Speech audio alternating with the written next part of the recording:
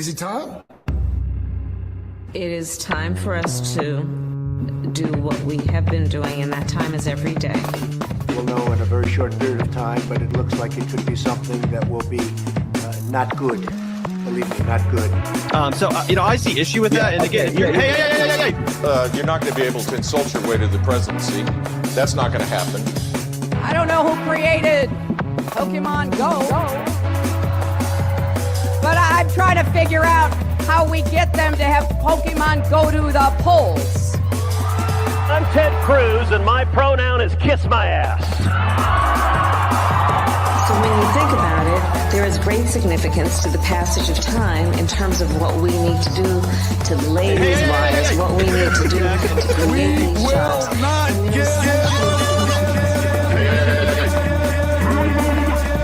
America is a nation that can be defined in a single word. I was going to put him Not good. Believe me, not good.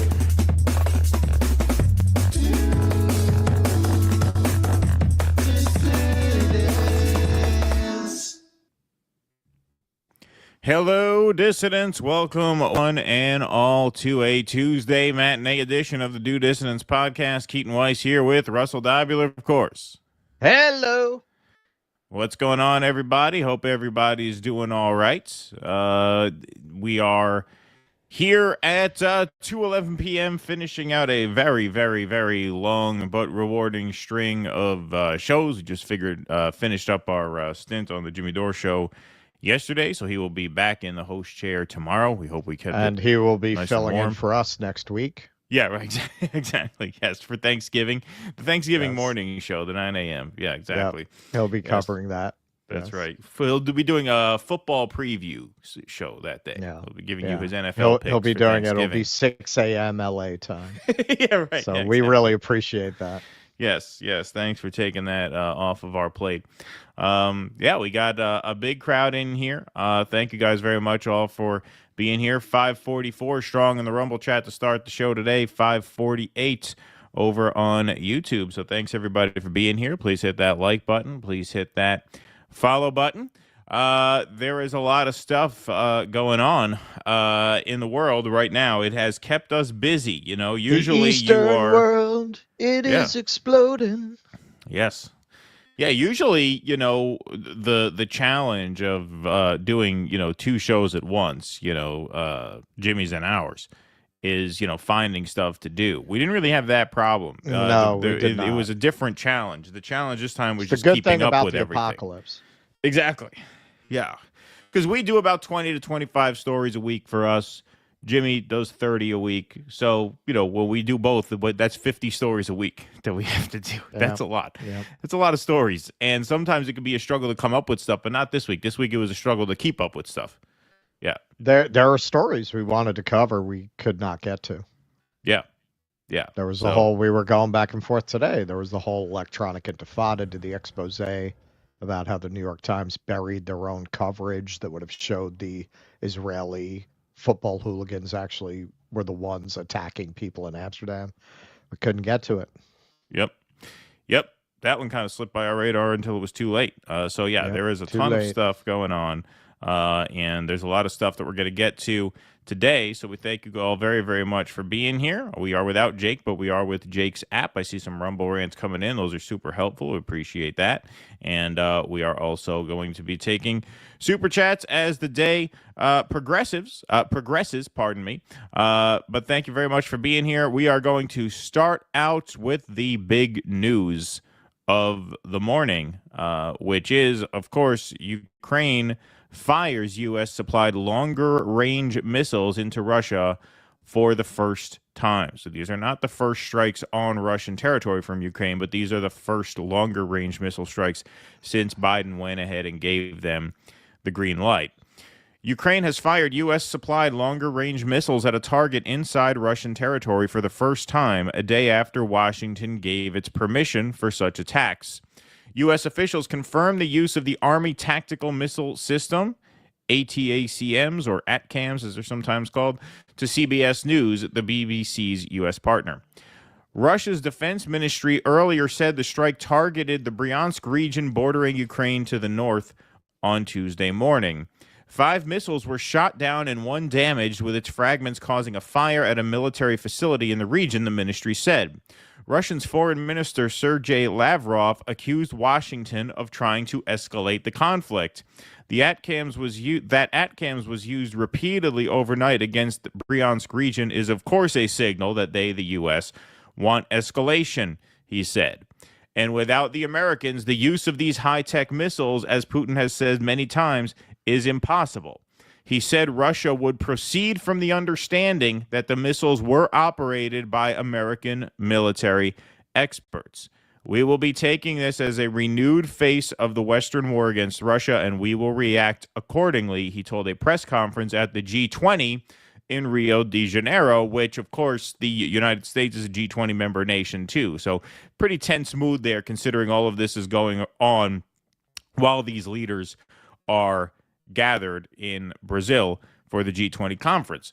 Earlier on Tuesday, the Kremlin approved changes to Russia's nuclear doctrine, which we're going to get into in more detail later, setting out new conditions under which the country would consider using its arsenal. It now says an attack from a non-nuclear state, if backed by a nuclear power, will be treated as a joint assault on Russia. Like I said, we have more on that in a moment, but this graphic is embedded in the article. How far could Ukraine's missiles reach? So you have the key there in the bottom of the map. The airplane logo indicates Russian military air bases. The red is those are regions of Ukraine that are under Russian military control. The purple is held or regained by Ukraine. I don't really see much purple there. I think there's a little tiny there's like a little tiny dot of purple somewhere. That kind of gives you an idea of how this war is going. And obviously Russia annexed Crimea in 2014. So that red line is indicative there. That is the max range of Ukrainian ATACMs, 190 miles or 300 kilometers. So as you could see, they are capable now of striking fairly deep into Russian territory, far beyond the battle lines of the war itself. Ukraine has already been using ATACMs in Russian-occupied areas of its own territory for more than a year. The missiles can hit targets at a range of up to 300 kilometers, 186 miles, and are difficult to intercept. Kyiv is now able to strike deeper into Russia using the missiles, including around the Kursk region, where Ukrainian forces hold over 1,000 square kilometers of territory. Ukrainian and U.S. officials reportedly expect a counteroffensive in the region. In a statement, Russia's defense ministry said the strike was launched at 3:25 local time. A fire caused by fallen debris from one of the missiles was quickly extinguished, and there were no casualties, it said. Ukraine's military earlier confirmed that it had struck an ammunition warehouse in the Russian region of Bryansk, but it did not specify whether ATACMs were used. It said the attack on a depot around 100 kilometers from the border near the town of Karachev caused 12 secondary explosions. Okay, so now we're going to get a little more into that claim that was sort of buried halfway into that first story, which this is the one that's kind of most relevant for us fat-bellied Americans, everybody. Putin fine-tunes Russia's nuclear doctrine after Biden's arms decision on Ukraine in clear signal to the West. So this is CNN reports. President Vladimir Putin has updated Russia's nuclear doctrine 2 days after his U.S. counterpart Joe Biden granted Ukraine permission to strike targets deep inside Russia with American-made weapons. Under the updated doctrine, Moscow will consider aggression from any non-nuclear state, but with the participation of a nuclear country, i.e. Ukraine would be the non-nuclear state, and the participation of a nuclear country, that would be us, of course, a joint attack on Russia. The change comes as Russia claims Ukraine fired the U.S.-made ATACMs missiles into the Russian region of Bryansk. The attack, if confirmed, would mark the first such use by Ukraine since Biden gave the green light. The Russian government had previously signaled that the U.S. approval would be a dangerous escalation in the war, now 1,000 days old. The Kremlin began this fresh round of nuclear saber-rattling Tuesday, saying the revised military doctrine would, in theory, lower the bar to first use of nuclear weapons. In a phone call with reporters, Kremlin spokesperson Dmitry Peskov noted, the changes mean that, quote, the Russian Federation reserves the right to use nuclear weapons in the event of aggression using conventional weapons against it and or the Republic of Belarus. Nuclear deterrence is a pillar of Russian military doctrine, but the revision appears to broaden the definition of what would be considered aggression against Russia. An important element of this document is that nuclear deterrence is aimed at ensuring that a potential adversary understands the inevitability of retaliation in the event of aggression against the Russian Federation or its allies, Peskov said.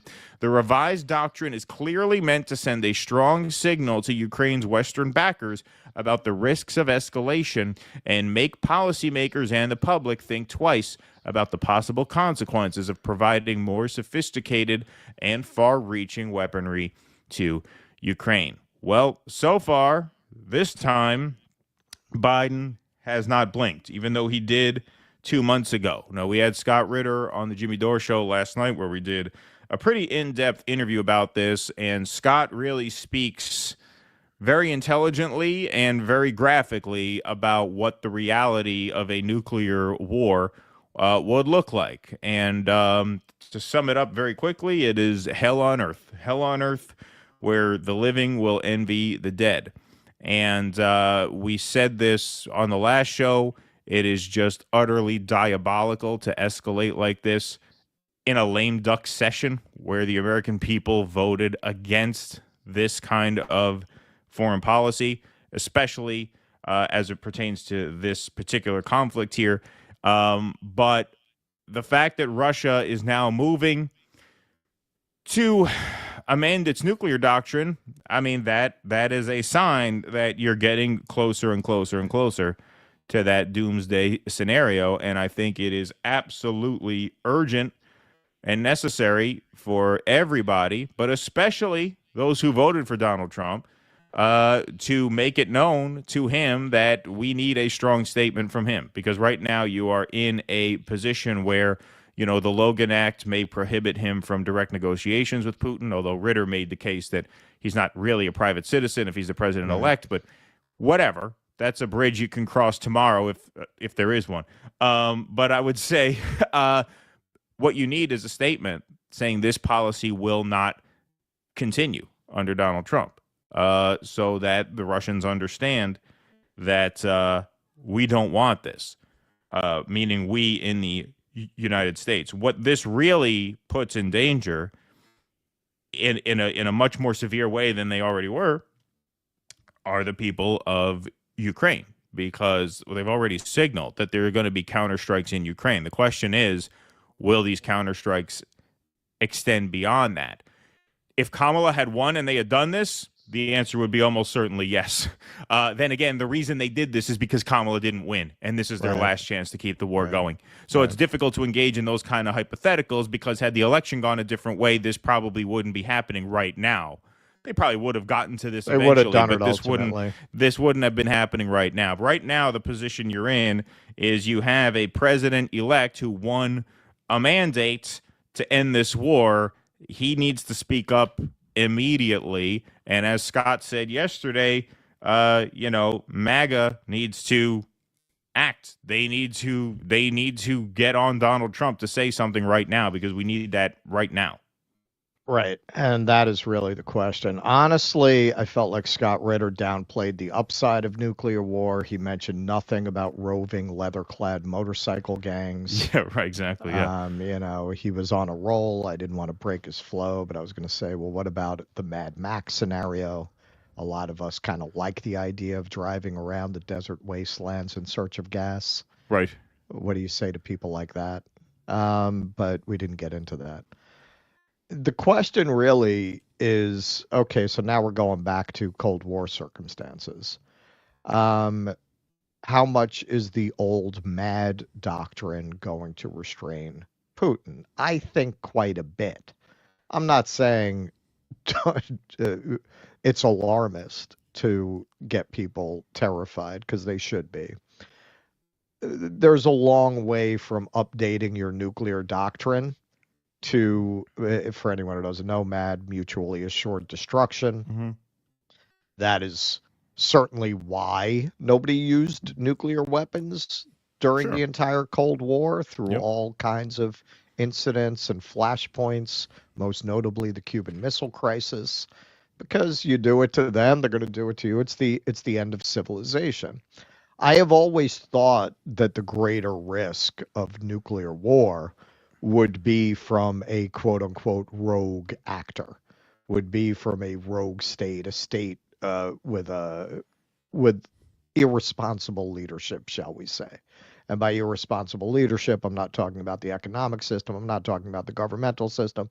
I'm talking about a leader who, unlike Putin, is truly a crazed person who has a nuclear weapon. I've always thought that's your greatest threat for that, because a rational person is just not going to launch a nuclear weapon.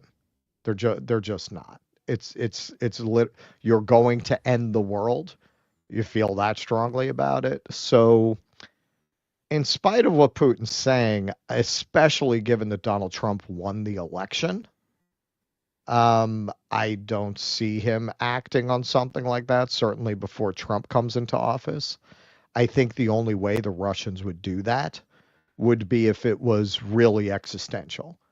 If Russia was really being invaded, might they try a limited nuclear strike in the hope that the other side would say, well, we have to reply with a limited strike because we don't want to end the world? That is possible. Does Russia empty its silos tomorrow over this? No. No, I don't think so either. But you're getting closer to a point where it does become existential. And this is why I think it is important for Trump to come out and say something. Because, look, you got Marco Rubio as Secretary of State. Now, Ritter seemed to downplay what Rubio will be able to do, but that is certainly a nod to a more hostile foreign policy. Yeah, they cucked Rubio on the funding last year. Give a guy power, that's where you see what he's going to do. And right now, Trump has talked a good game on this issue. Now is the time to talk a much better one. Like, you have the power coming in to office. You're in office in 2 months. It's November 19th. We are 2 months away tomorrow from when you get the keys. And so a great way to de-escalate right now would be to make it clear that this policy will be reversed. And as Ritter said, you could tell Ukraine, you can't do this. Now, that ship may have sailed since they already did it, but they could stop. You have to put the brakes on this, because if you come in, if it's not clear that there will be a de-escalatory policy come January, now you're pushing even further. And I agree with you. Do I think they're going to just go full bore right away? No. I think if anything, it would start as a limited strike. We don't want that either. That's a disaster in and of itself, right? And so we want to get this settled peacefully, as it should have been before the war even started. I think now it really falls to the incoming president to do that. This was a promise that he made very, very early on in his campaign. I mean, this is, foreign policy never means as much as it should, frankly, to a voting base in any given cycle. But now would be the time to say something, because he has run on ending this war. He has run on ending this war. And this is now extremely urgent. This is where you'll also find out, okay, so the MAGA movement, what are you guys made of? What are you made of? Been running around talking about you support Trump because he's going to end the wars. Even people who would concede they don't like his policy on Israel, which frankly, in my experience, is most of MAGA. I have come across very few MAGA people who support that policy who are not essentially Zionists first, who then got involved with the Trump campaign because they were Zionists. I haven't seen a lot of MAGA people organically support Zionism or his position on Israel. But Ukraine, yeah, that's pretty universal. So this is where it is so important, and this is something we've emphasized a lot, sometimes to people's chagrin. It's not your job to support politicians. It doesn't matter who it is. It is not your job to prop these people up, Right. to support them, to say nice things about them, to cover for them, to make excuses for them. No matter what your politics are, that's not your job. You should see politicians as your servant, as your servant. And if they are not serving you, you speak out about it. This tendency to say, oh, well, you know what?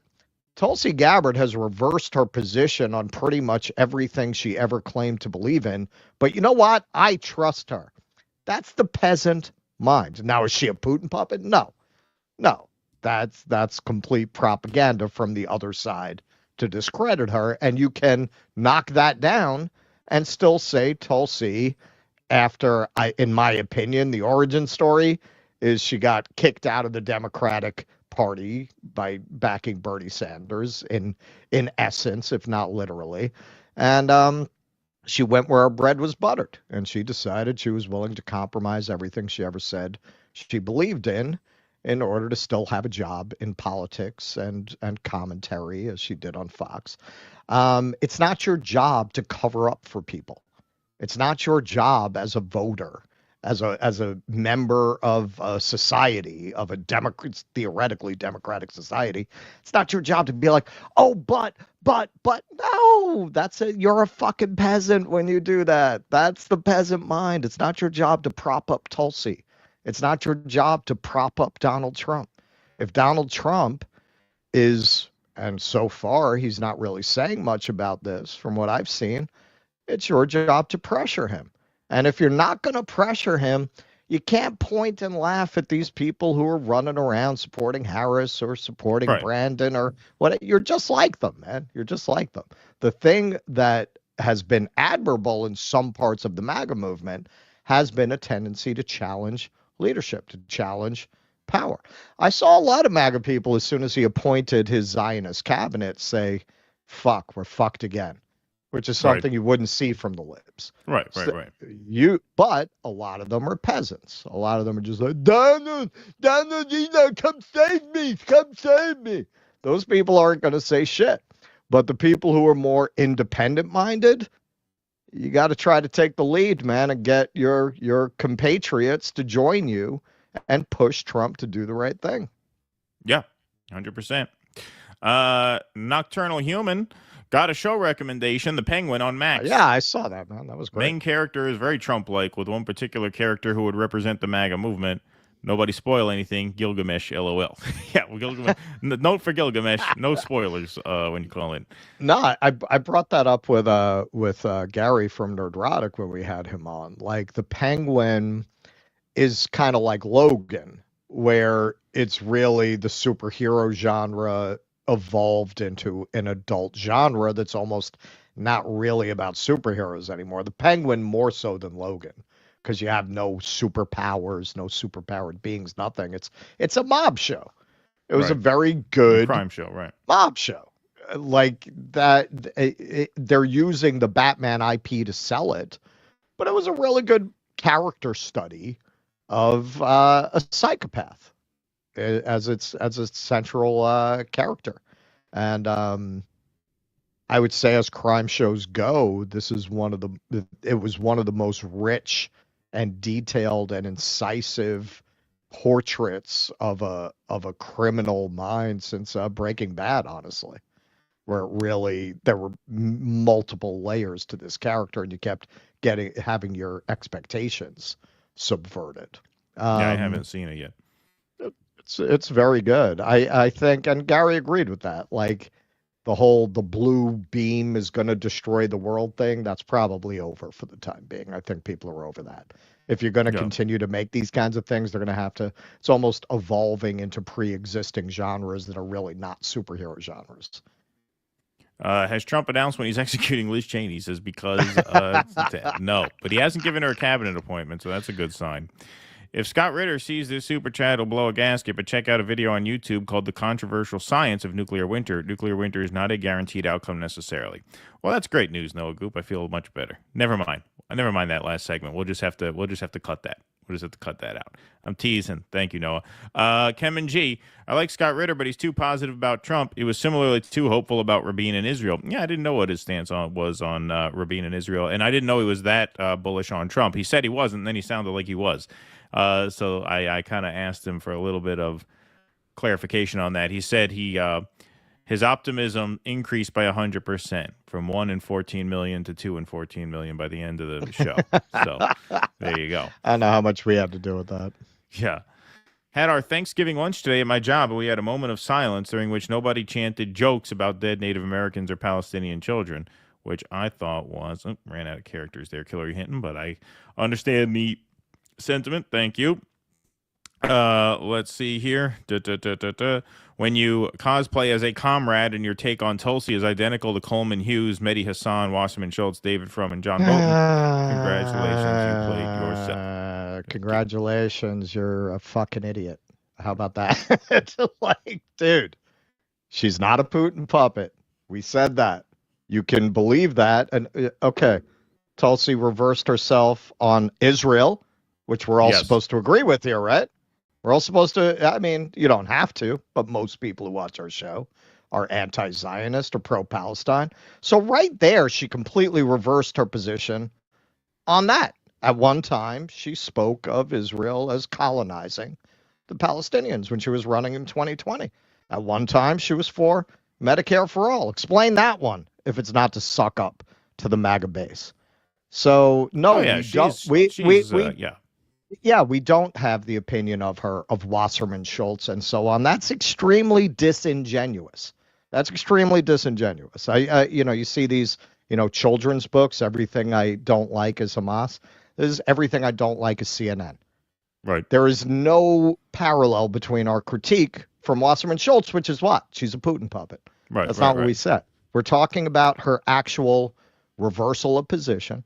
And why do you think that is?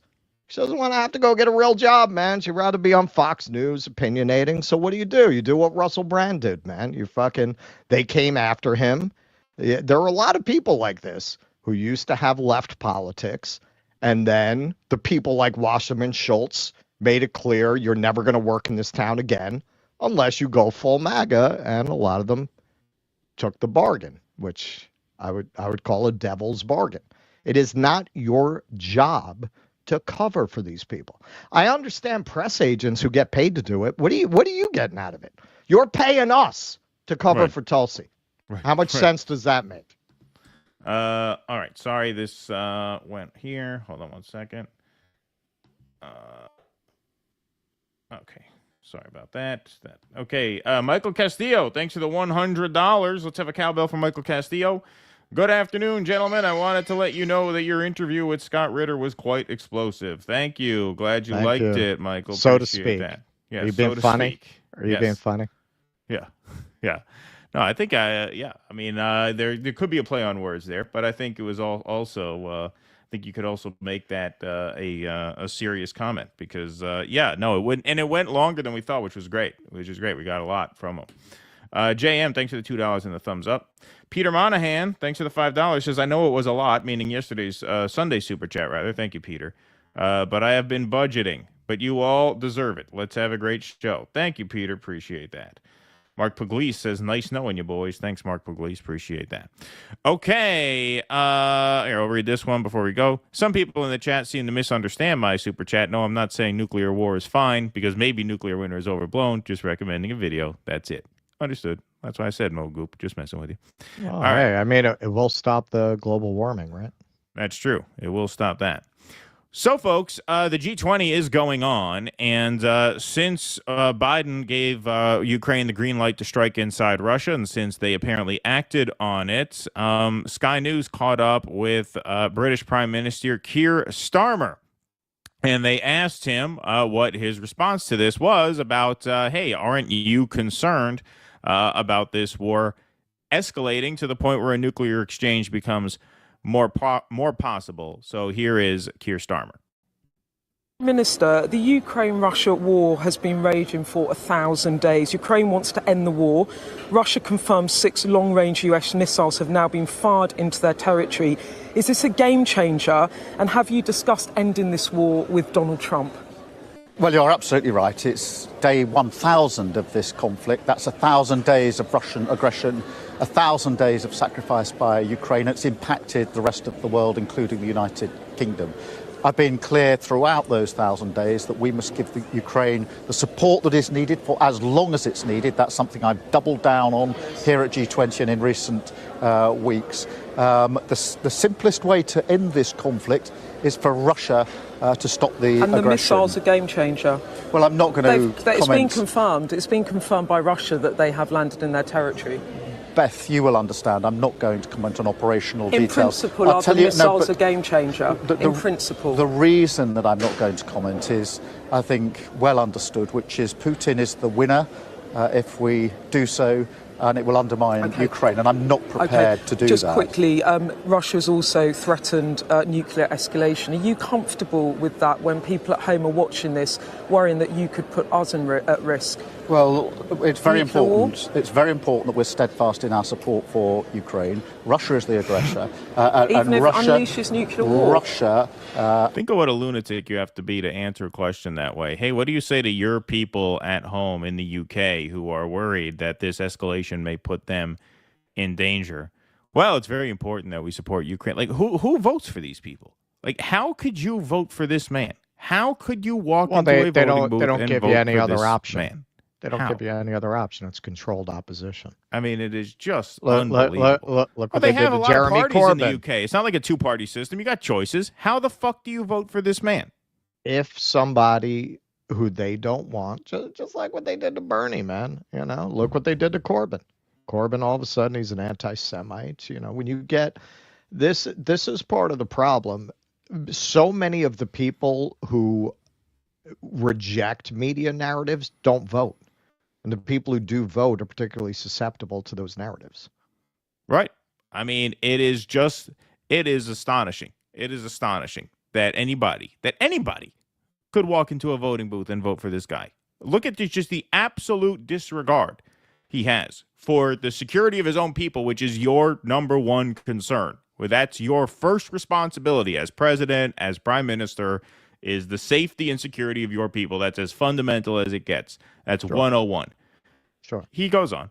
Has to be the one that makes the move to stop this war. It's within their gift, but we must support Ukraine. It's Hold on. I want to backplay this because this is important too. The aggressor. Even and if Russia, it unleashes nuclear war. Russia has to be the one that makes the move to stop this war. It's within their gift, but we must. But why? Why is it? Why do they have to be the ones to stop? They're winning. They're winning. So it's up to the losing party to say, okay, we've had enough. It's time to negotiate. And this is not a pro-Russia statement. This is a pro-peace statement. This should have been settled before the fighting even began. Now that the fighting is in its 1,000th day, and you have hundreds of thousands of people dead, and the future of Ukraine doomed because all of their young men, I mean, not all of their young men, but a great number of their young men have been run through a meat grinder for no reason. It is incumbent upon Ukraine to, along with our council, I guess, if we are their ally, even though they're not in NATO, I guess they're unofficial members. We certainly are treating them as though they are. It's up to us to come to the table and say, okay, we've had enough of this. Let's make a deal. Let's make a peace deal. Don't forget, the terms that we outlined here as a sort of anti-war left were never unconditional surrender of Ukraine to Russia. But guess what? Russia never even asked for that. Right. Russia wanted three things. Very simple. They wanted independence for the separatist regions, a NATO-free neutral Ukraine, and they wanted the Crimea, which they currently control again. So given all of that, yes, it's incumbent upon the West as instigators of this to now be the peacemakers. What kind of how detached from reality do you have to be to think that Russia is going to acquiesce to your wishes given how this war has gone? Like, you just have to be completely insane. Well, this is how completely detached our leadership class is from the will of the people. Who are the people who think this is a good idea? And actually, I can answer my own question. It goes back to what we were talking about. the PMCs who watch the media, who have the little Ukraine flag in their bio. Most of these people couldn't find Ukraine on a fucking map. Right. But you tell them, yeah, no, we have to save the Ukrainian people, and they just go along with it. It's tragic, and it is one flaw in democracy, because democracy assumes people's ability to reason through issues. And most people are deeply conformist and inclined to go along with narratives.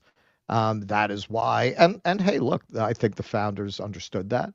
That's why they felt that a free press with an adversarial relationship to power was so important.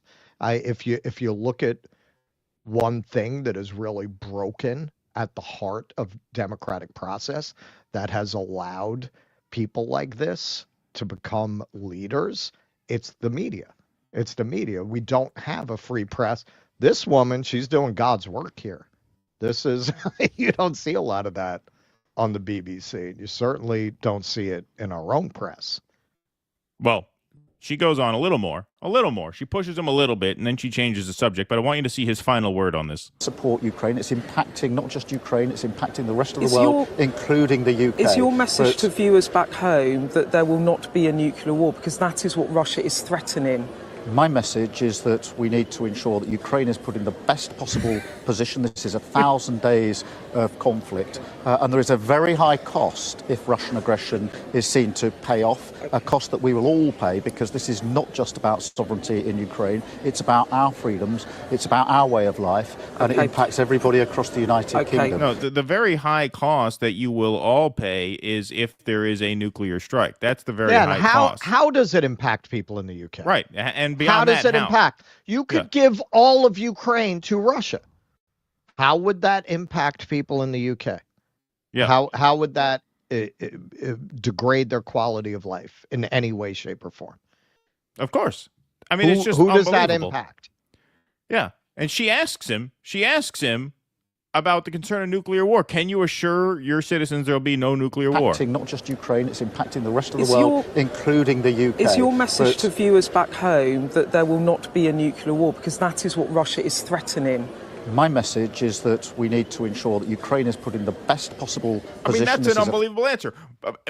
Will you commit to your people that there won't be a nuclear war? What I'll say is that we have to put Ukraine in the best possible position. So in other words, you totally deflect, you totally dodge that question of, hey, is everyone's life going to be in immediate danger?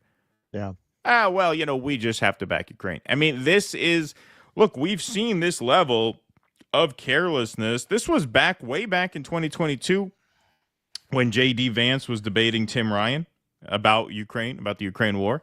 And, Tim Ryan was asked about, a nuclear war. Hey, do you worry, if you push Putin too far, will there be a nuclear strike? He kind of responds with the same level of nonchalantness as this guy would. Now it's just even crazier because now it has escalated. Now the war is past its 1,000th day. And so, I mean, that just shows you. And let's not forget, Boris Johnson went there and killed the peace deal that they could have had, 2 months in? Of course, yeah, April. Yep. Early April. So I think that was less than 2 months in. Yeah. No, I mean, that, like I said, and this, we talked a little bit about this with Misty when she was on, when we did the hurricane segment. Like, this level of commitment to a country in Eastern Europe, the most corrupt country in Europe. Yeah, but I mean, even beyond that, whose fortunes we have nothing invested in, to be this committed to their fight while people's quality of life degrades at home, and she just England too. England had in England. She just asked him. There's an agricultural. She just was going to ask him. The next thing she was going to ask him was about farm workers, and so yes, I mean there is a deteriorating quality of life in England too. The tweet, actually, I'll read this tweet here. UK PM Sir Keir Starmer isn't concerned about the risk of nuclear war with Russia, as he is poised to join Biden in giving Zelensky the green light to use UK-supplied missiles for strikes inside Russia. 30% of children in the UK live in poverty. Nearly 1 in 5 people in the UK live in poverty, while British citizens struggle under the weight of a worsening cost of living crisis. Sir Keir Starmer is focused on doing everything his masters in Washington tell him to do. The people of Britain are crying for help as their living standards worsen and they struggle to get by. So what does Keir Starmer do? He potentially makes the entire country a target of Russian nuclear missiles instead. Yeah, exactly. Exactly. That's well said. Yeah, no, when I was over there, my daughter lives there. I looked it up because I was shocked by what she was saying about how much people make relative to the rent. She was saying most people are making like 25, 30,000 pounds a year, and you've got the rent is just completely unsupportable with that. You got rent 1,500 pounds, 2,000 pounds a month. How are you supposed to live with these kinds of wages? And this idiot, just like here, they want to talk about how we have to defend Ukraine, or with the incoming president, how we have to make Israel great again. Right. Exactly. All right. Oh, George, thanks for the $5. First Harris unburdened, now Huckabee unglued. What's next? Biden undressed? Well, one can only hope, I guess. Am I right or am I right? Thanks, oh, George. Appreciate that. Vanguard Van says the time of humanity has come to an end. Now is the rise of the automotive vehicle. I'd say you had a good run, but holy shit, after the invention of the automobile, you really fucked things up. Thank you, Vanguard Van. Appreciate that. Nocturnal Human, anybody think Biden is trying to start World War III to say we can't change the government now like Ukraine did? No. I think, no. I think they're more trying to set things on a course that Trump cannot reverse. That's what I think. Hey, man, he gave orders that they ignored. Right. When he was in office the first time. So who knows? I mean, he could try to wrap it up and they could ignore him again. That's true, too. How about Dr. Strangelove for upcoming movie screening? It's an idea. We gotta think of something. I've been thinking about it under the circumstances. You know what I might show? This is kind of an obscure nuclear war cautionary movie that was great. Miracle Mile. I've heard of that one. Yeah, I don't think I've ever seen that one, though. I might do that one. Trump made a major statement yesterday, wars must end. If I'm missing something. No, that video that went viral, that didn't really go viral. I think that was an old video that started recirculating because of this. But I don't think that was a new statement because there would have been major reporting on that if it was a new statement. No, I've seen the video. It wasn't new. We were going to cover it. Then we realized it wasn't. It was current. old. Yeah. Siddhartha Vicious and Morton Joe, Lord Humongous 2028. Thank you. Yeah. Siddhartha Vicious. Appreciate that. Mark Pugliese says, nice knowing you, boys. Thanks, Mark Pugliese. Yeah, I'm going to have to put a Lord Humongous sound drop on the soundboard given current events. Yeah, indeed. Sparky says, Blinken, Sullivan, and the rest of the Biden administration are like the mean girls in the movie Mean Girls. We're dealing with adolescent female mindsets. Thank you. Spade 2187, thanks to the 199, I saw on Alex Jones, Trump called for a ceasefire. Yes, Alex Jones shared around the old video, which is my understanding. It's my understanding that was an old video that he put out as a general statement against World War III, which is good. I mean, better he said that than he didn't. But as I understand, that is not a current video because Trump did not tweet that out from his account. It wasn't on his Truth Social. There was no reporting on Trump makes a statement. Like, you'd have seen that everywhere. Alex Jones, I rest my case.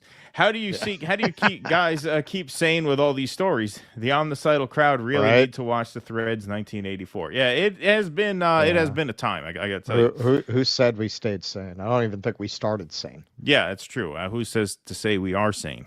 Normal people don't end up doing this for a career. Yeah, no, it definitely takes a toll on the mind, for sure. Hey, we got a great crowd in here, 1,700 strong in the YouTube chat, 1,200 on Rumble. So please, folks, hit that like button and hit that follow button and subscribe. Somebody suggested Boy and His Dog. I'm pretty sure that you can't do nudity on Rumble. That's why I haven't suggested that. Yeah. Miracle Mile, as I recall, there are no boobies in that movie. There you go. All righty. So we are going to keep moving on. Okay, so this is an election recap segment of sorts.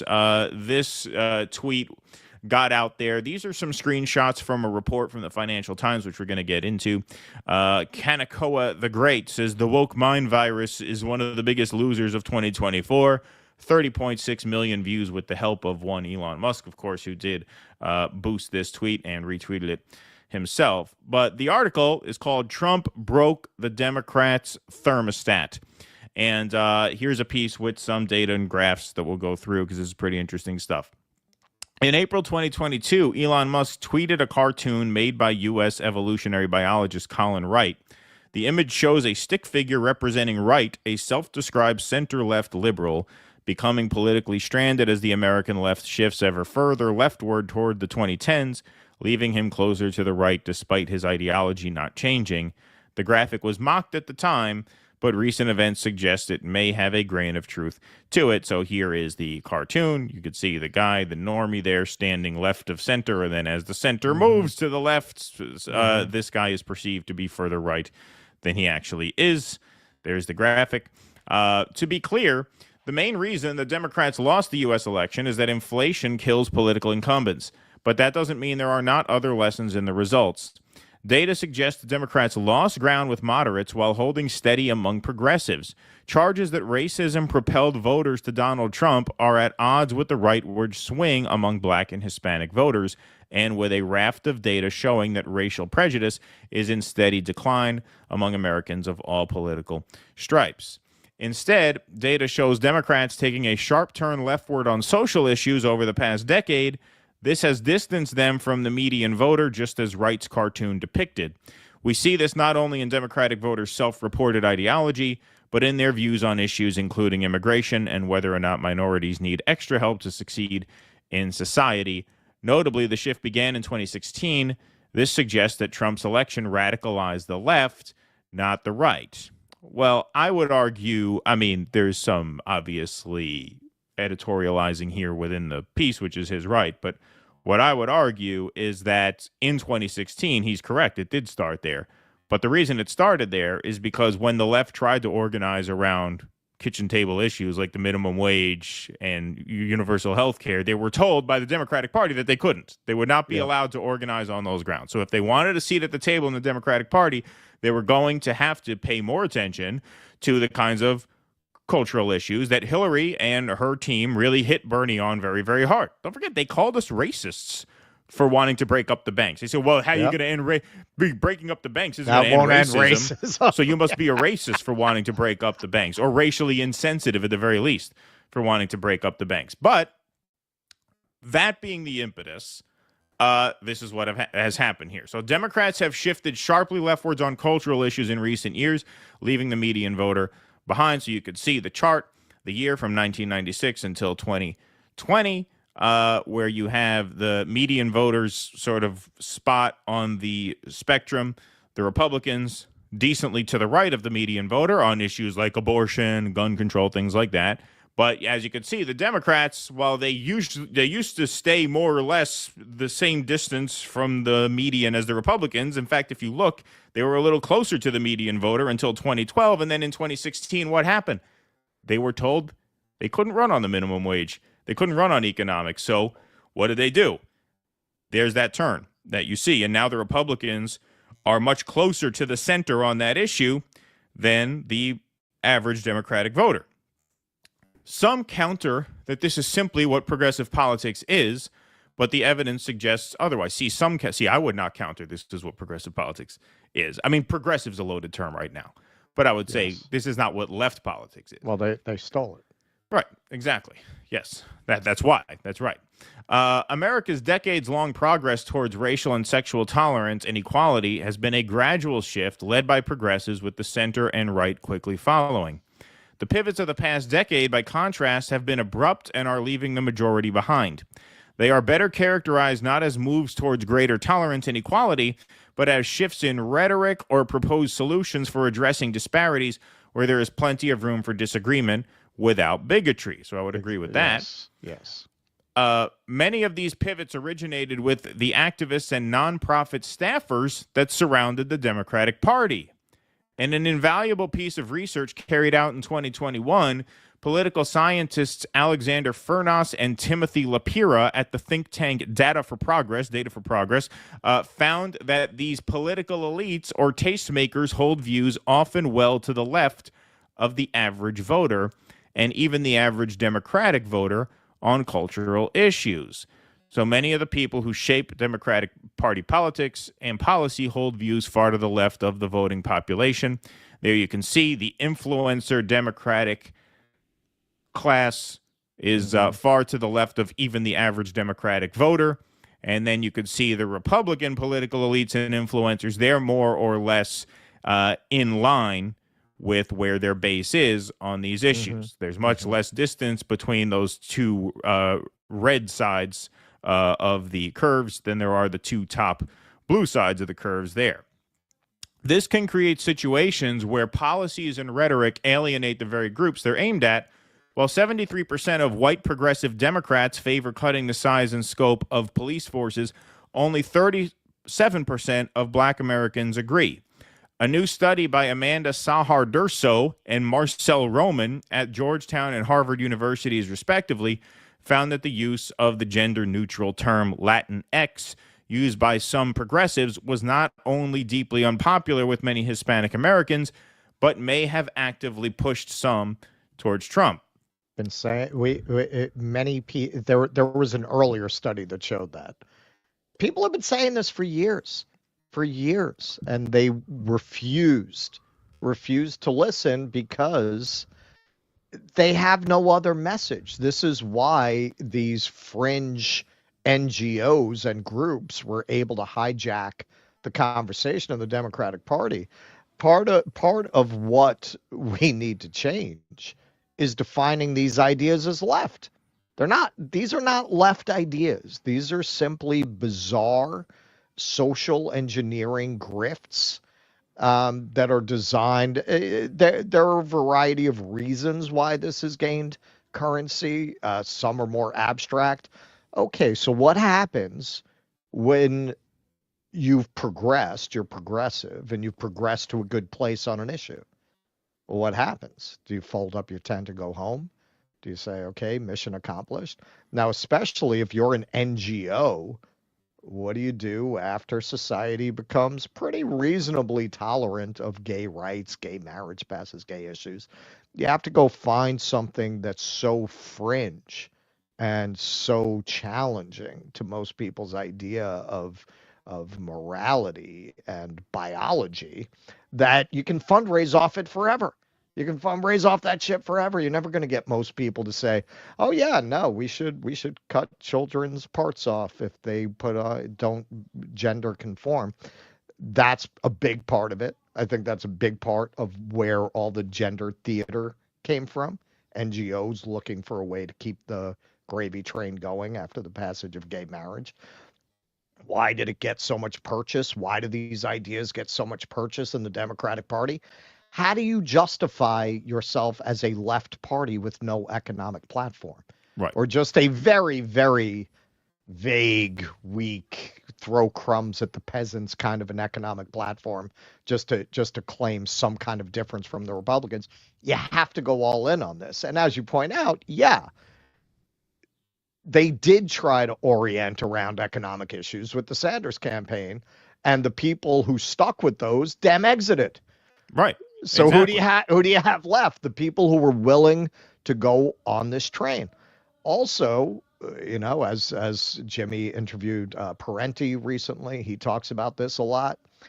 It's all an instrument of dividing people from each other, getting them fighting over bullshit. It's very interesting in this article. They're talking about stuff that anyone who's kind of been fighting this battle for a while has been screaming at the top of their lungs, but you couldn't get any coverage on it in non-conservative media.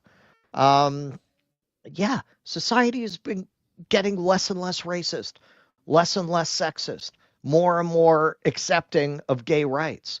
So this wholesale rejection of what is often termed liberal universalism, probably best summed up by MLK's judging people by the content of their character, it was fucking working. It was working. Had it eradicated all social problems? No. Has anti-racism done that? Has postmodernism done that? Well, it's interesting you say, you bring up Martin Luther King as an example, and it's a really good example because, Martin Luther King rallied for the Civil Rights Act, and then after the Civil Rights Act was passed, what did he move on to?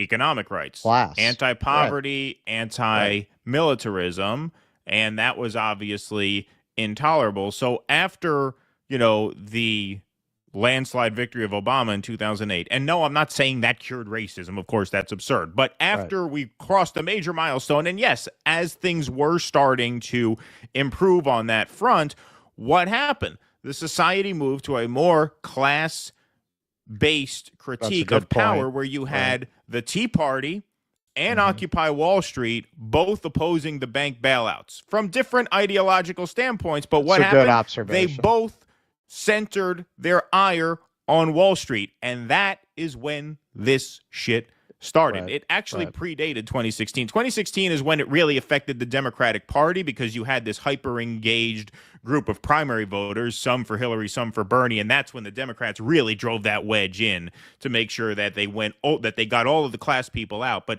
really before then, when you had the Tea Party and Occupy Wall Street screaming about the bank bailouts, that's when this shit started, to divide people so that they couldn't unite on class interests. All right, let me keep going. Political party leaders may counter that such gestures come from activists, not politicians, but there is now widespread concern about speech policing among every group of Americans apart from the progressive left. U.S. voters also perceive the Democrats as having moved much further left than the Republicans have shifted right in recent years. These shifts, layered on top of increasing education polarization, are changing the image of the Democratic Party in voters' minds. Survey data shows that in every election from 1948 to 2012, American voters' image of the Democrats was as the party that stood up for the working class and the poor. In 2016, that flipped. Now it is seen primarily as the party of minority advocacy. So this is one of the really telling graphs here. As you can see, going back to halfway through the 20th century, people perceived the Democrats as representing working people. And then what happened? I mean, you could see this through the Reagan years, through the Clinton years. That was on a downward trajectory, but it just bottomed out in 2016 when they sabotaged the Bernie Sanders campaign. They sabotaged the working class campaign. And so, of course, people then perceived it more as basically a diversity cult, which is what the whole stronger together Hillary Clinton love Trump's hate thing was all about. They earned it. What did you think?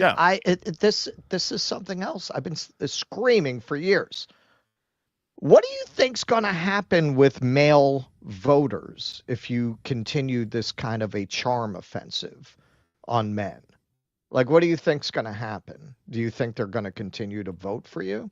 There's this aristocratic assumption with these people, and I find the kinds of people who are attracted to this range from the naive to the conformist to the real narcissistic bullies. A lot of narcissistic bullies are attracted to this for the same reason that in earlier ages, very often the most religious people were using the religion as a cudgel to beat people with. A lot of people like that are attracted to this, and those people are repulsive. Hey, Me Too, I'm not saying it was not addressing a real social problem. It very quickly became a cudgel with which to beat up on men to an extent that was on all men are rapists inside, right? All men are dangerous. What did you think would happen? Let's say even if you agree with that point of view, what did you think was going to happen? Anyone's going to ultimately vote for people who say they're against that, right? Right? I mean, what did you think the end result was going to be? All right, so there's a couple more things here because the big one is actually coming up. Even bigger than that, I would argue, at least as it pertains to the 2024 election result. This evolution has reduced the salience of class and economic solidarity, a domain in which Furness and Lapira find Democratic elites more in tune with the public than their Republican counterparts, and elevated sociocultural issues where the GOP is on firmer ground. As predicted, this resulted in racial realignment on November 5th, with Hispanic and Black conservatives voting increasingly in line with their social values rather than their economic priorities. So that is huge. And now let me just demonstrate what he means by that. Now, this graph is a little hard to figure out at first sight. They could have made a little simpler version, but you get the picture. So in 2012, you see the percentage 0 to 100, Democrats on the lower end, Republicans on the higher end. You see the percentage of people in each of these groups who vote Republicans. So in 2012, with Obama on the ballot and, you know, still running on somewhat of an economic message, although by that time it had been completely, if I would argue, diluted since the sort of Occupy Wall Street days, even the very conservative black voters voted overwhelmingly Democratic. As you can see on the left side, that leftmost graph, black voters on the very conservative side of the graph voting about 15% for the Republican candidate. This year, 2024, go to the extreme right graph, very conservative black voters voted over 50% for the Republican candidate, which shows you that because there has been this void created on economic issues, now people are more inclined to vote based on their cultural preference. They liked Obama, so it didn't bother. Look, Latino voters, because they generally liked Obama, they saw some economic difference between Barack Obama and Mitt Romney, right? I mean, that was another point of it.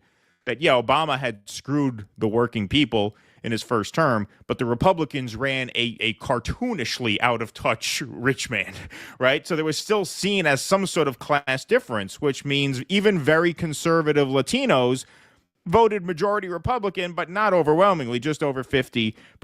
In 2024, very conservative Latinos voted, 90% for Trump? And as you could see, as class has been eliminated from the discourse, people tend to vote more based on cultural preference. So in 2016, which was seen as a really, turning point of a year, according to this article, and it was in a certain respect, I agree, although I think the Occupy Wall Street thing was when it really started. But by 2016, you could see, very conservative black voters voted over 25% for Trump, whereas the time before that, they voted only about 15% for Trump. Same thing. You see increases all across the board where culture matters, where class is absent. That's the lesson. Where class is absent, culture is amplified. And that is a big part of what screwed the Democrats this year. In addition to, obviously, the main driver is shit costs too much. But this is why you have shifts toward the Republicans, even in urban areas, which we're going to get to in our next segment.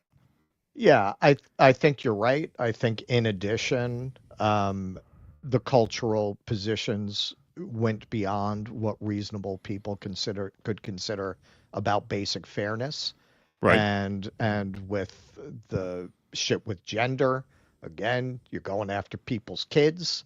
That's not a good look, especially with conservatives. Well, that's represented here. I live in Harlem.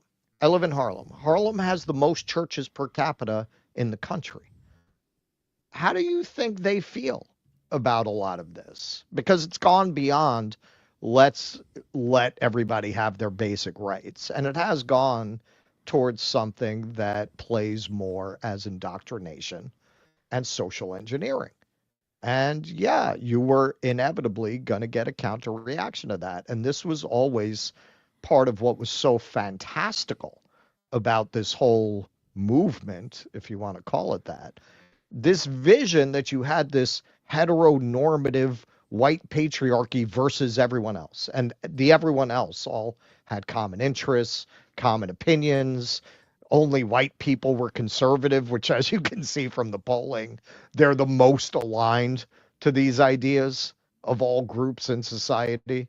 Yeah, it was always bound to implode under the weight of its own contradictions. Yep. Are you there? Yeah, you hear me? Yeah. You just froze, but now you're back. Oh, okay. All right. I didn't know if you were done. All right, but I think that puts a nice button on that segment anyway. Noah Goop, the thing with Trump and World War III is maybe he doesn't start it in Ukraine, but I think he will start it in Iran, and the way these alliances have formed, I think that easily drags in Russia and the U.S. Certainly possible, yes. Whereskill, global politics is just the ending of every Tarantino film. Thank you, Whereskill. Appreciate that very much. Gina and Heidi, there's more people who prefer nuclear annihilation to a second Trump term than we probably realize. Well, that's another point. Yes. Mike Walt says Noah has floated threatening to allow these strikes as blackmail to bring Putin to the table. Hope that wasn't Trump's peace plan, because if so, it's back to the drawing board. There you go. Kenman G says, on a happier and unrelated note, Katy Perry is the ultimate millennial hottie.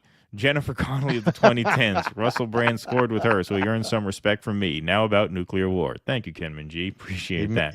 He made an omelet up in that ass. Yeah, exactly. Eric Rousseau. So is this where the nuclear bomb worshipping cult Planet of the Apes timeline begins? Thank you, Eric Rousseau. Appreciate that. We are there. Yes, he says, did anyone see Trump's or yesterday where he called for an immediate cessation of hostilities with Russia and an end to the war, said Russia is not the threat? We are, saw on Judge Napolitano this morning. Yeah, I'm pretty sure, I'm almost certain that was an old address. I mean, almost certain. I don't know what it was dated. I didn't go back and see the date, but I'm pretty sure that was one of those things. Because they put out, remember when he did there was that free speech video that came out? That was an old one, too. Right. He made a bunch of campaign videos that now people are kind of repurposing. I'm pretty sure that's what happened. I mean, I'm not 100%, but I'm almost 100%. Because that would have been covered everywhere if he issued a statement. He's he's the incoming president. I mean, that would have been there would have been articles about that. There wasn't. It was just some videos that we saw. Stoop sign, thanks, DD. I wish leftists in other corners of the internet wouldn't scream Putin if I criticized Biden's move with those missiles. Thank you, Stoop sign. Appreciate that. Those aren't leftists. That's right. Max D, just when you thought it couldn't be possible, Biden cements his place as the worst POTUS in history. Way to go, Joe. Thank you, Max D. Jenna Tillis, thanks for the $5. FYI, Starmer can't hang out with Trudeau in public because folks drive themselves batty choosing who gets the noogie and who gets the wedgie. Facts. Thank you. Richard, thanks for the $4.99. Good interview with Frank. Do you think Harry Truman would have bailed out the banks like Obama in 2008? Sounds like Truman was working class minded. That is an interesting question. I don't know. Truman came out of a really notoriously corrupt Democratic Party in Missouri, but he was known for his honesty. So probably not. All right, there you go. Sean Jepson, thanks for the $4.99. Too many people here still think they're voting for Neil Kinnock's old Labor Party. It's crazy, but it's true. Those are £4.99. So from across the pond, thank you, Sean. Appreciate that. Josh Woods, thanks for the £10, also from across the pond. That's rather rich coming from unclear Starmer. That's funny. He's been aggressively pushing the curtailing of freedom of the British plebe since 2020. Quality of life has gone down even faster since he came in. Tony Derrick, another £2. Got a lot of British viewers today. Shout out to the British audience. Starmer, proven MI6 asset. This isn't even the morning show. Blumenthal. No, this is prime time over there. Prime time in the UK. Yeah. That's right. Okay, let's move on here. We got some more stuff to take care of. But actually, hey, before we do that, I want to have a word from one of our sponsors here, and that is, of course, Andrew Richard Malcolm with his book Die Coast, by Felicia. Sorry, Andrew, I'm trying to get your website up here. There you go. So an excerpt from Die Coast by Cecilia is... Did I say by Felicia? That's funny. Die Coast by Felicia. Sorry about that. Die Coast by Cecilia. You should change it to by Felicia. You'll get a lot more searches. You get a little more hits on Google. You got to work that SEO. Yeah. An excerpt from Die Coast by Cecilia is read by Andrew Malcolm in the movie Heidi's Friend Diogenes. The reading is a story about Einstein's philosophical friendship with Hedwig, born 1916 to 1921, and it overlaps a videographic exploration of the COVID era, 2021 to 2023. So in 1920, in Bad Nauheim, Einstein had a confrontation with Johannes Stark, later described by Max Born as the moment that the great danger of anti-Semitism to German science first appeared. These events are juxtaposed against COVID-era science as illuminated through the eyes of John Campbell, Russell Brand, Ursula Franklin, and Malcolm himself. You can find the excerpt at andrewrichardmalcolm.com, as well as the paperback and ebook. So you can also order the book through your local bookstore. check it out, dissidents, and much love to the community. So go to andrewrichardmalcolm.com. You could read excerpts from this book of his, and you can purchase the ebook there as well. Or you can order through your local bookstore, andrewrichardmalcolm.com. And if you have a project that you would like to promote here on the show and help us help you and help support the show and spread your project, whether it's a book, a podcast, or even a small business, whatever, spread the word here on the platform. You can do that by going to dudissidents.com/sponsors and filling out our contact form, and then we will be in touch to set something up. All right, cool. Okay, so this is a video. This is kind of in keeping with our previous segment where we kind of looked under the microscope to see where class politics disappeared and culture filled the void. This is a video that got a lot of play. As you can see, as of me clipping this, 2.5 million views by a guy named Zohran Kwame Mamdani. He is a state assemblyman in New York, apparently running for mayor of New York City this cycle. He took to the streets and asked, why did so many working-class New Yorkers vote for Donald Trump last week, and even more not vote at all? I went to Hillside Avenue in Queens and Fordham Road in the Bronx to find out. So this was a viral video for pretty good reason. Let's take a look at the findings. To vote on Tuesday? I didn't vote. And why did you not vote? Because I don't believe in the system anymore. And did you get a chance to vote on Tuesday? Yes! And who did you vote for? Trump! The $1 million question. Trump. Trump. Donald Trump. Well, actually, early voted. I voted for Trump. Honestly, I didn't vote. She voted for Trump. I voted for Trump. I voted for Trump. Me too. Before I voted Democrat, at this moment I voted Donald Trump. Hillside Avenue in Queens and Fordham Road in the Bronx are two areas that saw the biggest shift towards Trump in last week's election. Even more residents didn't vote at all. They like Trump because they don't want the Palestinian, the brothers they killed. The war in Ukraine, the Democrats giving all the money and the war. This is no good. The swing is because people want lower prices. They probably believe that Trump would give them that. Market price all around. Energy, gas. La comida. Food. Most of these people are working families. They're working 1 to 2, 3 jobs, and rent is expensive. Foods are going up, utility bills are up. And that's your hope, to see a little bit more of an affordable life? Absolutely. What Trump did in the first 4 years, Fordham Road saw something where Kamala couldn't do that. There were young voters who didn't vote for her because of the genocide, and I wouldn't have voted for her if I did, but I did vote for her, obviously, because I have common sense. Can you tell me a little bit more about why you didn't vote? Since you're out here, Gaza, who should I vote? Either side will go ahead, send bombs from here to kill my brothers and sisters. Palestine issue, and then other issue is like Russia and then Ukraine. He stopped that war. That's why I bought him. You can't say you're a Democrat and stand for the genocide that's going on in Gaza, period. Practically, I like Democrat. I like Democrat, but I don't like this. In Gaza, a lot of people are dying. Have you voted for Democrats in the past? I have. And what would it take for you to vote for a Democrat in the future? Being able to pay attention to the regular Americans and their economic needs. They should make economics the forefront of their campaign. People were not really feeling it in their pocket. I voted for Hillary Clinton in 2016. I voted against Trump also in the 2018 midterms. Insulting us, playing on our emotions. All they do is shame you, and they just want to use like glitzy campaigns, and they get celebrities. And like, if you're speaking the things that people want to hear about, I don't care what color you are, I'll vote for you. We have a mayor's race coming up next year, and if there was a candidate talking about freezing the rent, making buses free, making universal child care a reality, are those things that you'd support? Absolutely. He'd have my vote all day. We need child care that is affordable. Buses should be free. The hike in the Metro cards is like totally unaffordable. My name is Zohran Mamdani. I'm going to be running for mayor next year. Wow. Yes, sir. Wow. And I'm going to be running on that platform. I'm going to vote for you. Your energy is... Thank you. My energy is getting up to inflation. Okay. So what, he's running as a Democrat? I would imagine. He's an elected state assemblyman. I don't think he would be elected as anything other than a Democrat if it's in New York City. Which I'll show you his ad in a minute. But, you watch that and, now you start to see people, even James Carville said, Bernie Sanders had a point. We should talk more about the minimum wage, This kind of reckoning. Shouldn't have put that chili pepper up his ass. Yeah, right, exactly. this kind of reckoning that you're seeing, which is really, really exemplified in a video like this, which is why it went so viral, where you're seeing a bunch of black and brown people talk about how they either voted for Trump or didn't vote at all. Right.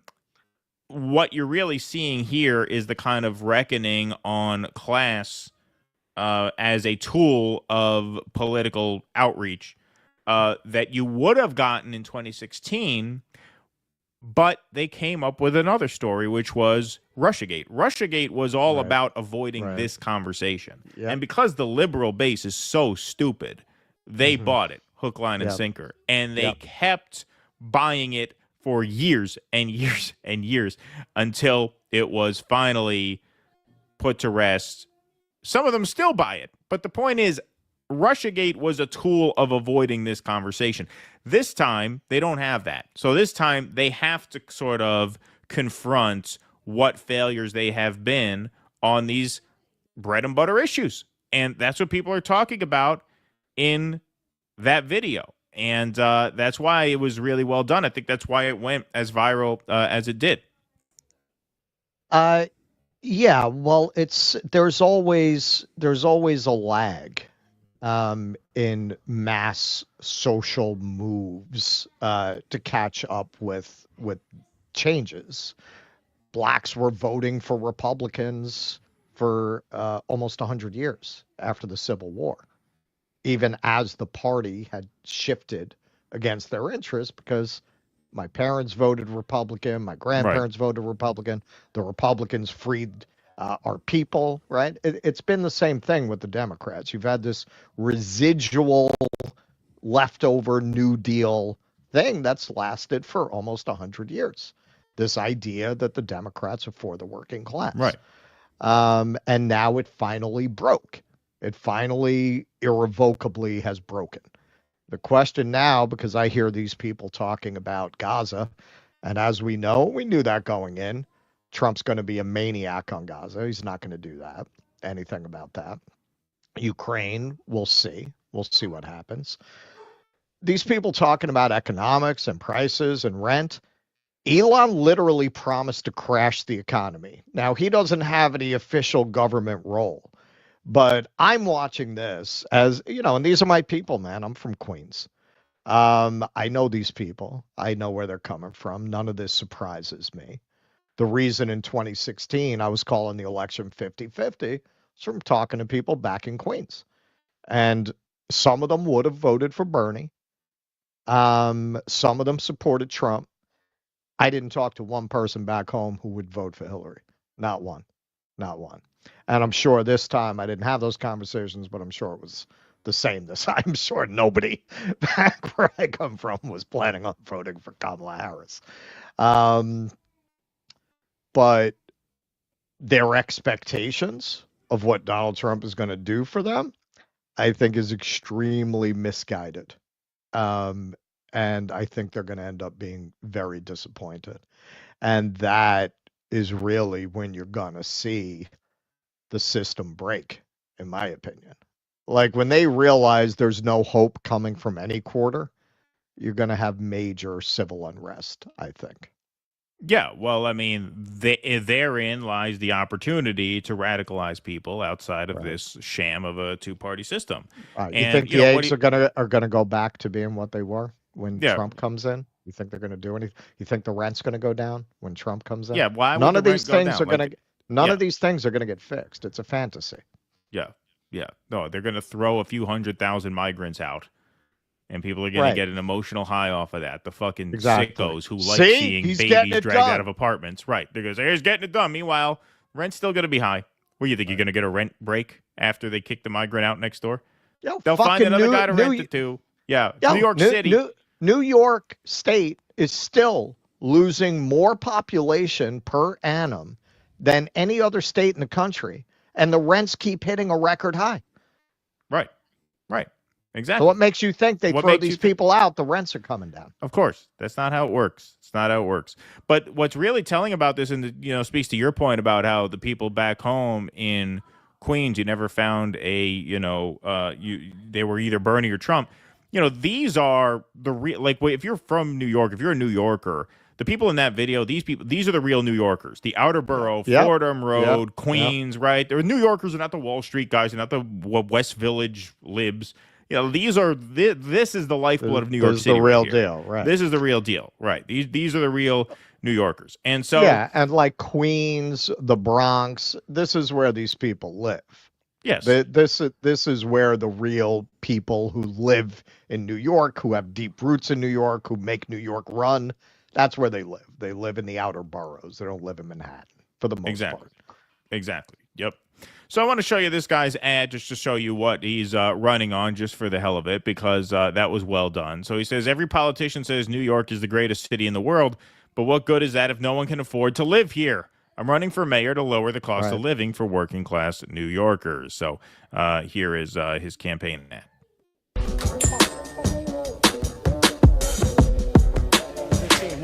New York Mayor Eric Adams has been indicted by a federal grand jury. Every politician says New York is the greatest city on the globe.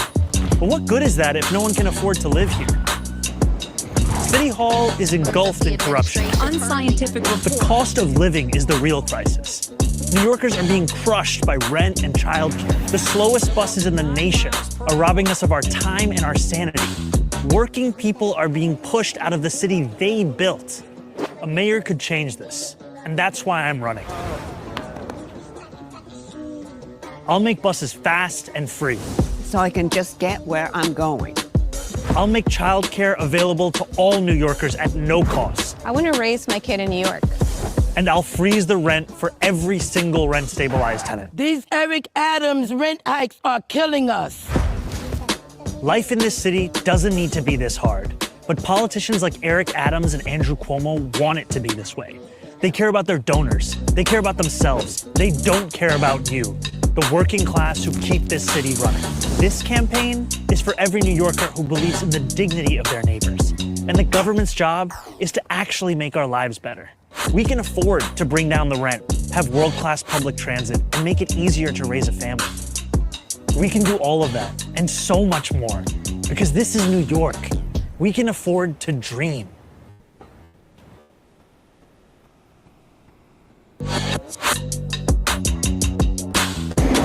So the question is, which cop-loving ex-Republican are they going to boost over him? Yeah. Well, this is very interesting, and it's always interesting for me when I go back to the old neighborhood on occasion. This is the next generation of those immigrant groups coming into Queens. It's very different. Aquafina had that show, Nora from Queens. And if you had made that show in my era in the 80s, Nora from Queens would have been Italian, or she would have been Irish, or maybe Jewish, Fran Drescher, the nanny, all that. We were the children and grandchildren of Ellis Island when I was growing up there. Now you've got this next wave of working class, striving immigrant groups that are from South Asia, from Korea, from China, from South America. It is very interesting. Just like those earlier groups created a fusion culture where they influenced each other and it kind of melded into one kind of New York thing. It's interesting. You go to the playgrounds there, you see these Asian kids and these South American kids playing together, and you just wonder what that looks like over time. And then, of course, you have a large Muslim community coming from the Middle East, as you see in that video. So this guy kind of represents that next rising generation of this new working class immigrant society that's formed over the last couple of decades out in Queens. Now, he is hitting the tones of the old New York Democrats that were largely fueled by that generation of incoming immigrants who had similar economic needs, who had similar political agendas. And that's why New York to this day has things like rent stabilized housing. Right. Most cities do not have that. That's a legacy of the old Irish, Italian, Jewish coalitions that ran the city up and still runs the city down to the present day to a large degree.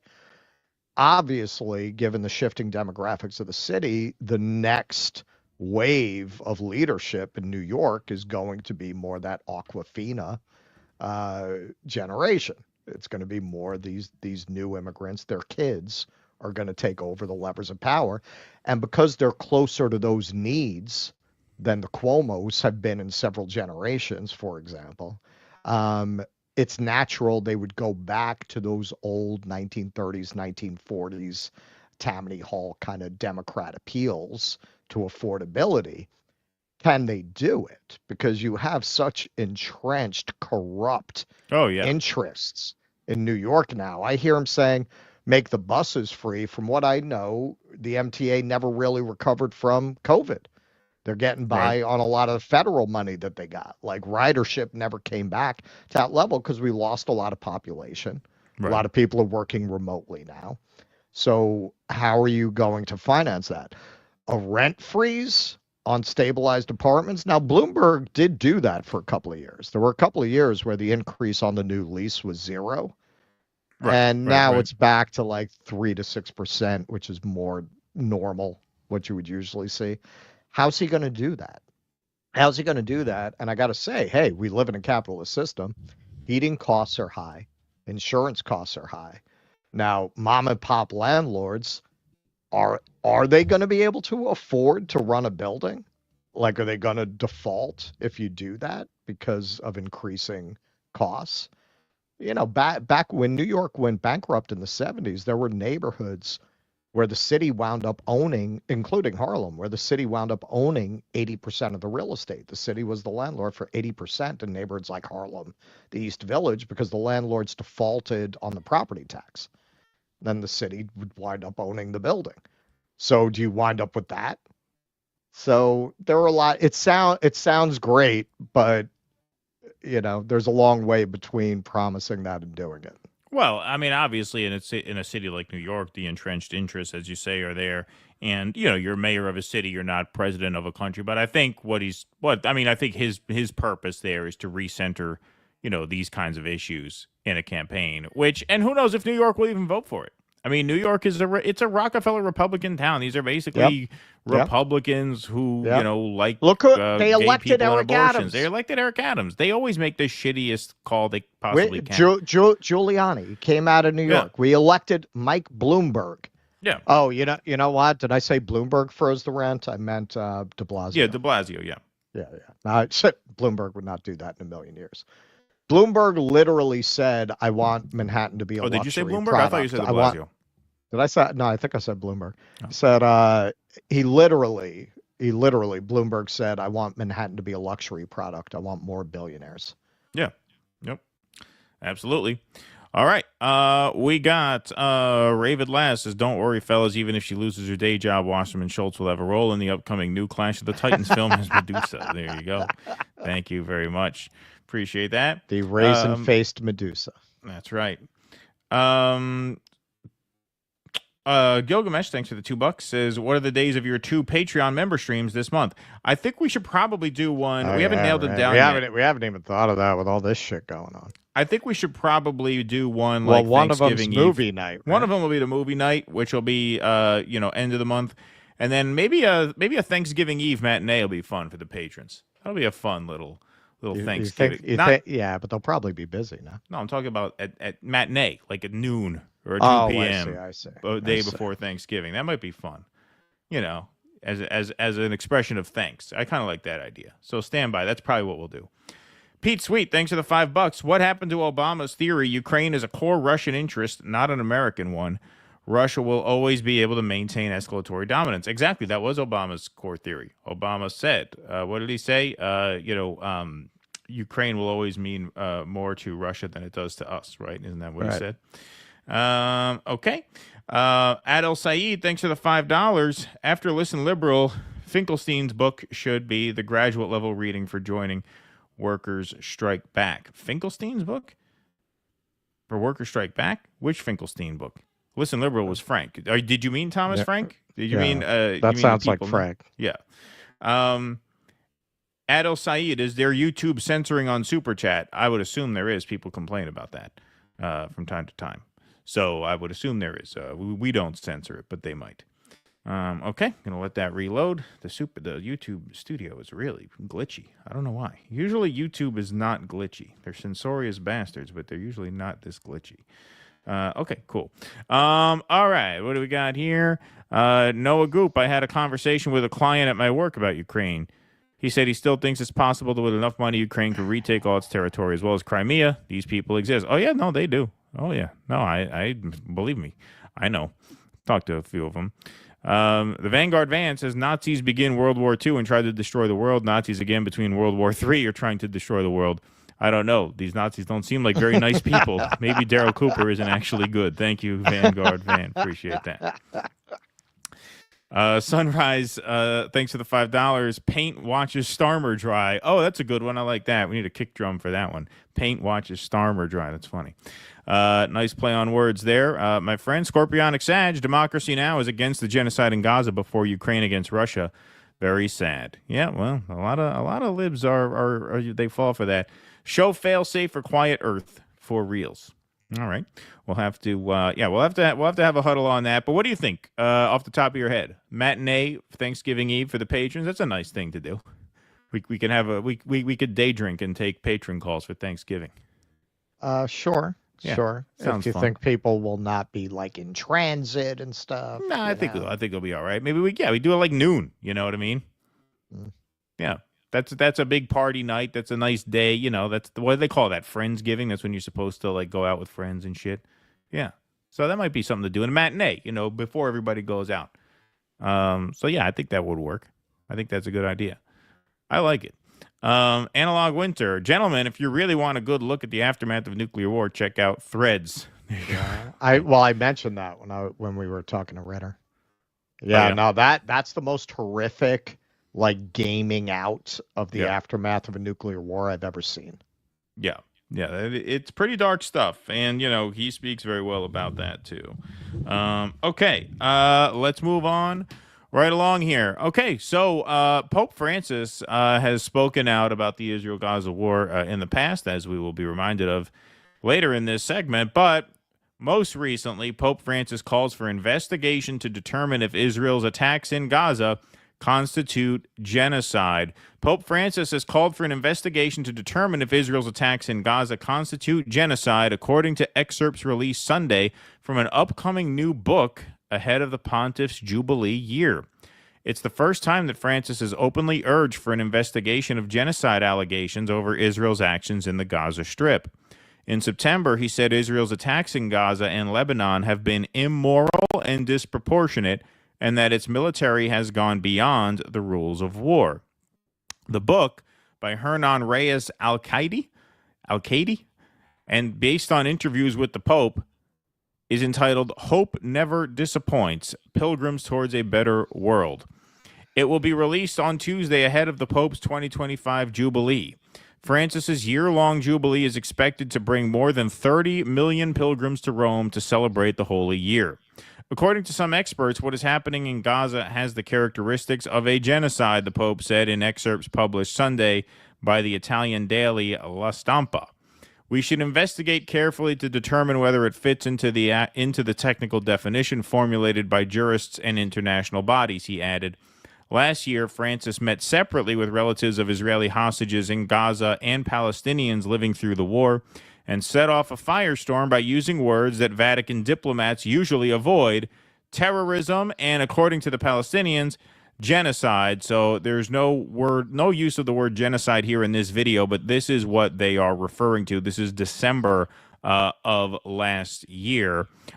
This is terrorism, says Pope Francis, about Israeli snipers killing a Christian Palestinian woman and leaving a church in Gaza.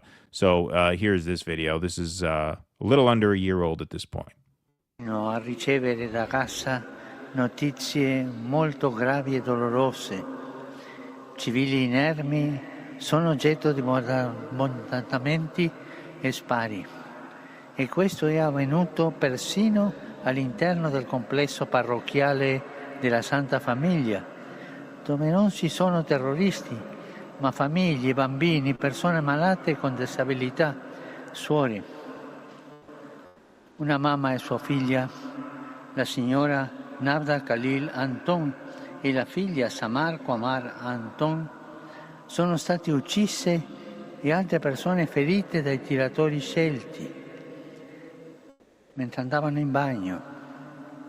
È stata danneggiata la casa delle suore di Madre Teresa, colpito il loro generatore. Qualcuno dice è il terrorismo, è la guerra. Sì, è la guerra, è il terrorismo.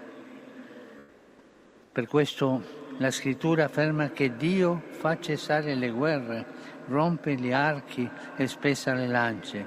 Preghiamo il Signore per la pace. All right.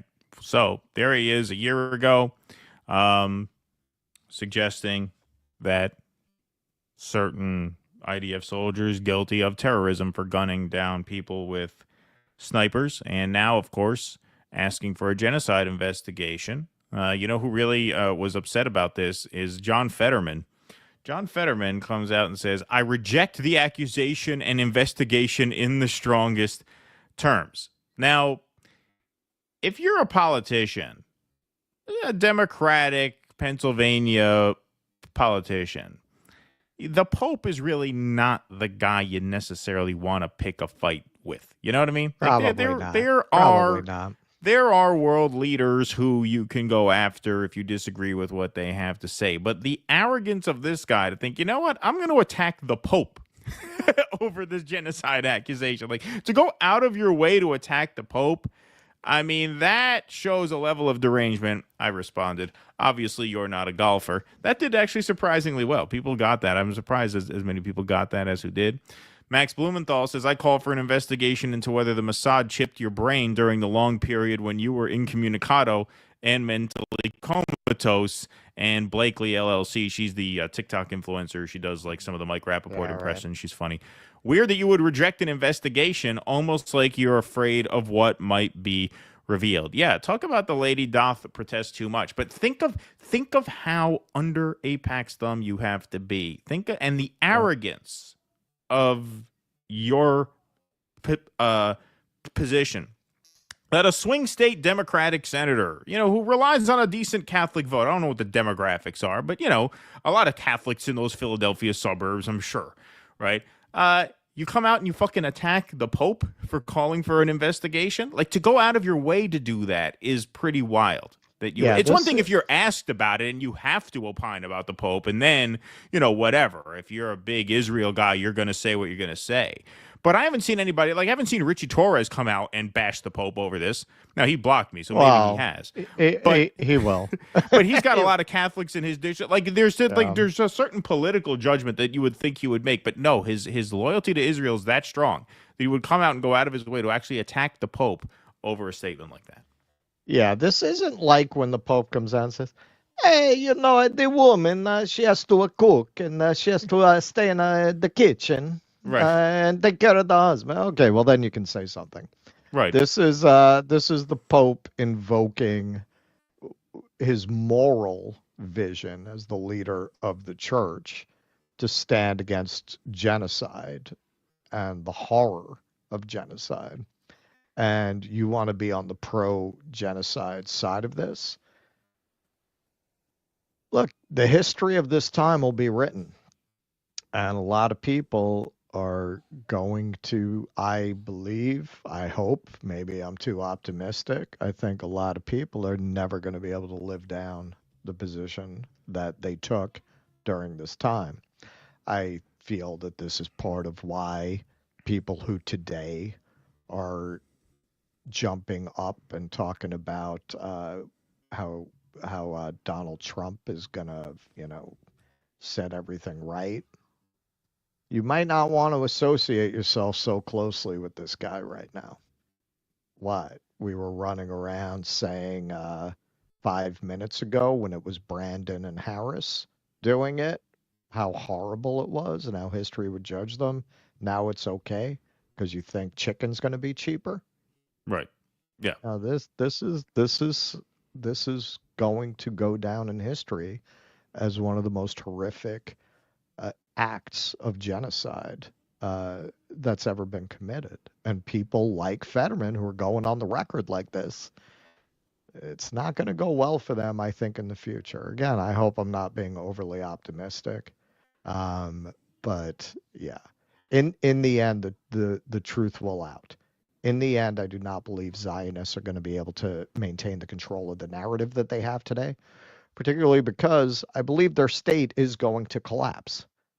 Their economy is tanking. Who the hell is going to go there for a vacation, even if this is over? They rely a lot on tourism. You're going to have a tourism ban.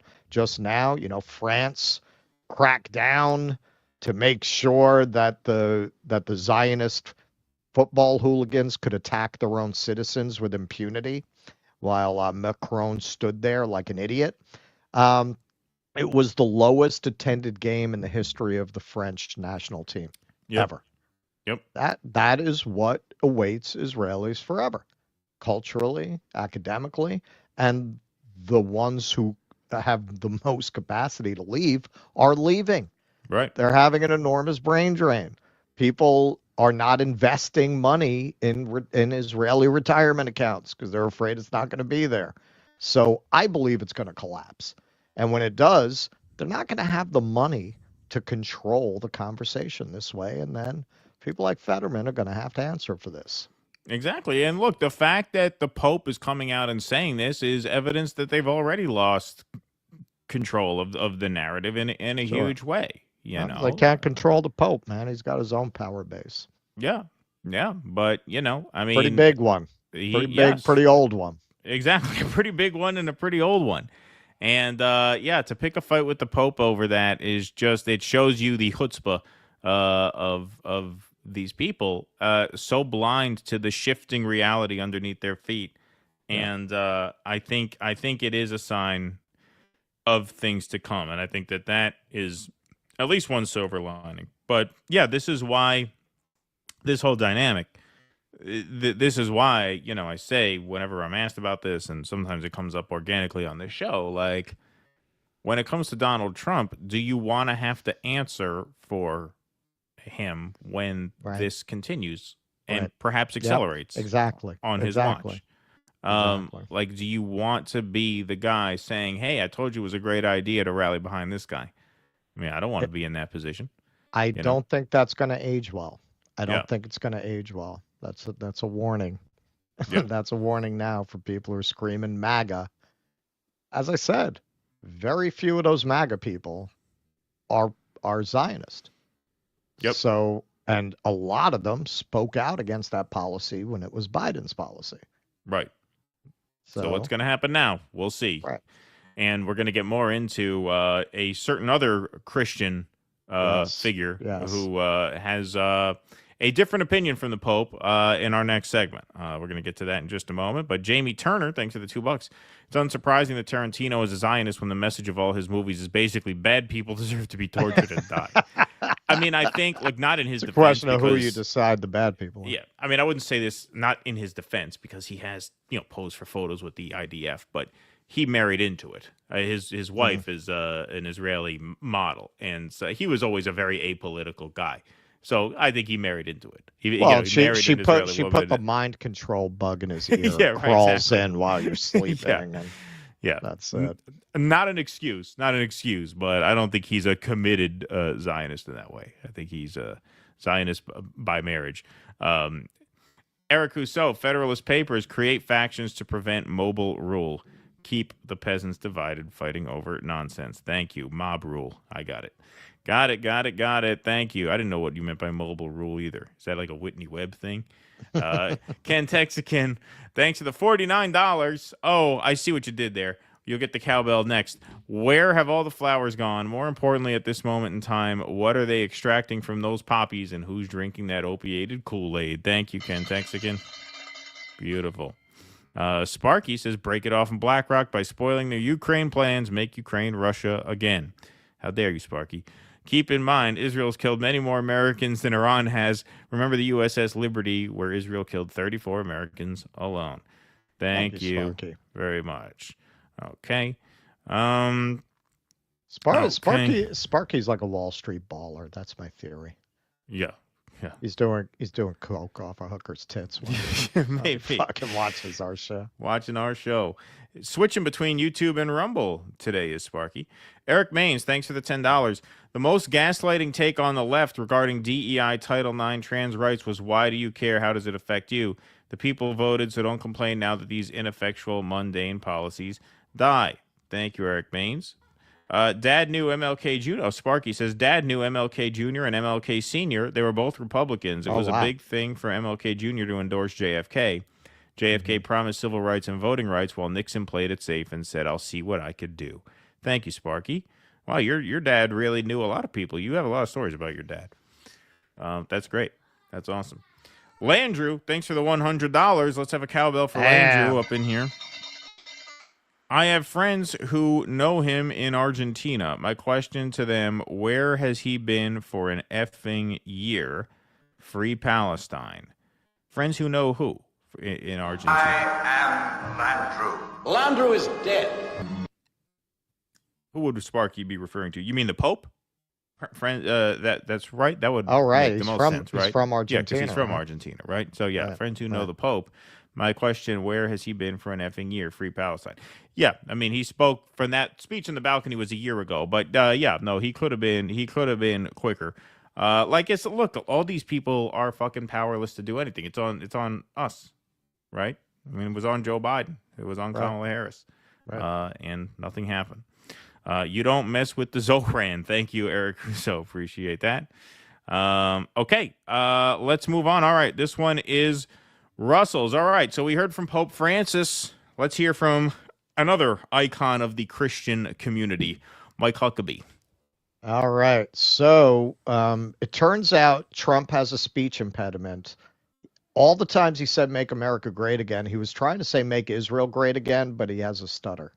Right. Yes. A lot of people talk about Joe Biden's stutter. Right. They talk about that Zionist stutter that yes. Donald Trump has. So a Christian Zionist will be our new ambassador to Israel. So just to refresh your memory or to educate you about some of Mike Huckabee's views, it should surprise no one that Trump would send a pro-Israel evangelical Christian to the Jewish state. At the ceremony marking the opening of the American Embassy in Jerusalem in 2018, the clergy speakers comprised one American rabbi and two prominent evangelical ministers, the Reverend Robert Jeffries, senior pastor of First Baptist Church of Dallas, and the Reverend John Hagee, pastor of Cornerstone Church in San Antonio and founder of Christians United for Israel. Huckabee has connections to this crowd. He made an appearance at Hagee's church in December 2007 when Huckabee was seeking the Republican presidential nomination. That year, Hagee was dealing with the controversy he had stirred up in the evangelical world with In Defense of Israel, a book that rejected what's known as supersessionism, the idea that Israel has been rejected and replaced by the church to carry out the work once entrusted to Israel, as Hagee explained in his book. What Huckabee himself believes about Judaism is not so easy to determine. Reporters covering his impressive 2008 presidential run, which included a victory in the Iowa caucuses, were able to come up with a tape of just one of the innumerable sermons he recorded during his 12 years as a Baptist pastor. In a 2010 New Yorker piece, he hedged on the question of end times Jewish conversion. Well, I'll tell you, man, when you hedge on that question, it's a pretty safe bet that you subscribe to the notion that the Jews are going to convert or be damned when Jesus comes back. Otherwise, why wouldn't you just say, no, I don't believe that? Right. In 2008, he did say that there's really no such thing as a Palestinian and that the notion of a Palestinian state is used as a political tool to try and force land away from Israel. I like how that works. The people who actually were on the land first are trying to force land away from the people that stole it from them. Yep. Visiting the West Bank 7 years ago, he said, there is no such thing as a West Bank. It's Judea and Samaria, adding that there's no such thing as an occupation. He's long been an advocate of a one-state solution, i.e. Israel. And according to the AP, he recently said the title deed was given by God to Abraham and to his heirs. That would be a reference to the 12th chapter of Genesis, where God says to Abraham, bring me a son. No. Unto thy seed will I give this land. Huckabee calls himself a Zionist. President-elect, quote, President-elect Trump has made an inspiring choice, Hagee said in a statement from CUFI after Huckabee's appointment was announced. Speaking on Israeli Army radio on Wednesday, Huckabee was asked whether Israeli annexation of the West Bank would be a possibility after Trump takes office in January. Well, of course, he answered. I won't make the policy. I will carry out the policy of the president. That policy is best characterized as Christian Zionist. So he dropped a banger here. I think this is on an Israeli TV station, explaining his views on this. You well know I've never been willing to use the term West Bank. There is no such thing. I speak of Judea and Samaria. I tell people there is no occupation. It is a land that is occupied by the people who have had a rightful deed to the place for 3,500 years, since the time of Abraham. So a lot of the terms that maybe the media would use, or even people against Israel would use, are not terms that I employ, because I want to use terms that live from time immemorial. And those are the terms like Promised Land and Judea, Samaria. These are biblical terms. And those are important to me. And so I will continue to follow that nomenclature unless I'm instructed otherwise, but I don't think that'll happen. No, it's not going to happen. That's why you got the job, my friend. That's why you're the appointee. That's why they're excited about Trump taking office, because they plan to annex the West Bank. Right. They plan to claim Israeli sovereignty over that territory, and very much in keeping with Mike Huckabee's vision of a one-state solution. That's why he's your new ambassador to Israel. See how all the pieces are kind of coming into place just as it was obvious they would. There is no surprise. There's no card that Trump's going to pull out of the bottom of the deck. Right. To hey, I can't. Netanyahu. Yeah, I can't say he broke a cat. Oh yeah, he wasn't playing 4D chess, it turns out. Right. So a lot of people have a misimpression that Zionism originated with Jews, and you know, for clear reasons why you would assume that. Yeah, Star of David on the flag and all that. Jews were against the whole idea. They thought it was a crackpot project. A majority of Jews did not swing to supporting the idea of establishing a Jewish state in Palestine until after the Holocaust. The Reformed Temple, which is, you know, kind of, they do the services in English and so on. They're a little more progressive branch of Judaism. They didn't endorse the existence of Israel until the 90s. The people who actually originated Zionism as we understand it, the project of relocating Jews to Palestine and making a Jewish state, the originators of that were Christian. And when I said that in the past, when we did segments, we always got people in the comments. What about Theodore Herzl wasn't Christian? Well, he wasn't Christian. I didn't understand why people didn't know this. If you know Theodore Herzl, why don't you know the history that predates it? And, you know, we realized over the course of covering this, I wish I remember his name. A Rebbe said something great. He said Zionists want to conflate Judaism with Zionism to justify Zionism, and anti-Semites want to conflate Judaism with Zionism to justify their anti-Semitism. Right. So for certain people, there's a lot of cognitive dissonance when you tell them actually Christians started Zionism as we know it, modern Zionism. But it is true. And Huckabee is part of that tradition. So just a few highlights from this article, which is interesting. You can look it up yourself if you're curious. But just a few highlights from this. It's kind of giving a breakdown step by step of where Christian Zionism came from. Puritanism and the conversion of the Jews. Puritan eschatology was essentially post-millennial and believed the conversion of the Jews would lead to future blessing for the entire world. In 1624, for example, Sir Henry Finch, an eminent lawyer and member of the English Parliament, published a book, The World's Great Restoration or Calling of the Jews, and with them all the nations and kingdom of the earth to the faith of Christ. So this is kind of an embryonic version of Christ is going to come and we're going to get all the Jews to become Christian. They're going to get a second shot at it. The London Jews Society and Jewish Emancipation. The primary aim was the conversion of Jews to Protestant Christianity. The birth of Christian Zionism as a movement can be dated to the founding of the London Jews Society, 1808. The LJS emerged as the first proto-Zionist organization committed to Jewish restoration to Palestine at a time of heightened millennial speculation. Okay, so understand, it's called the London Jews Society. It was made up of Christians who were working with the then largely impoverished Jewish community in London to convert them to Christianity.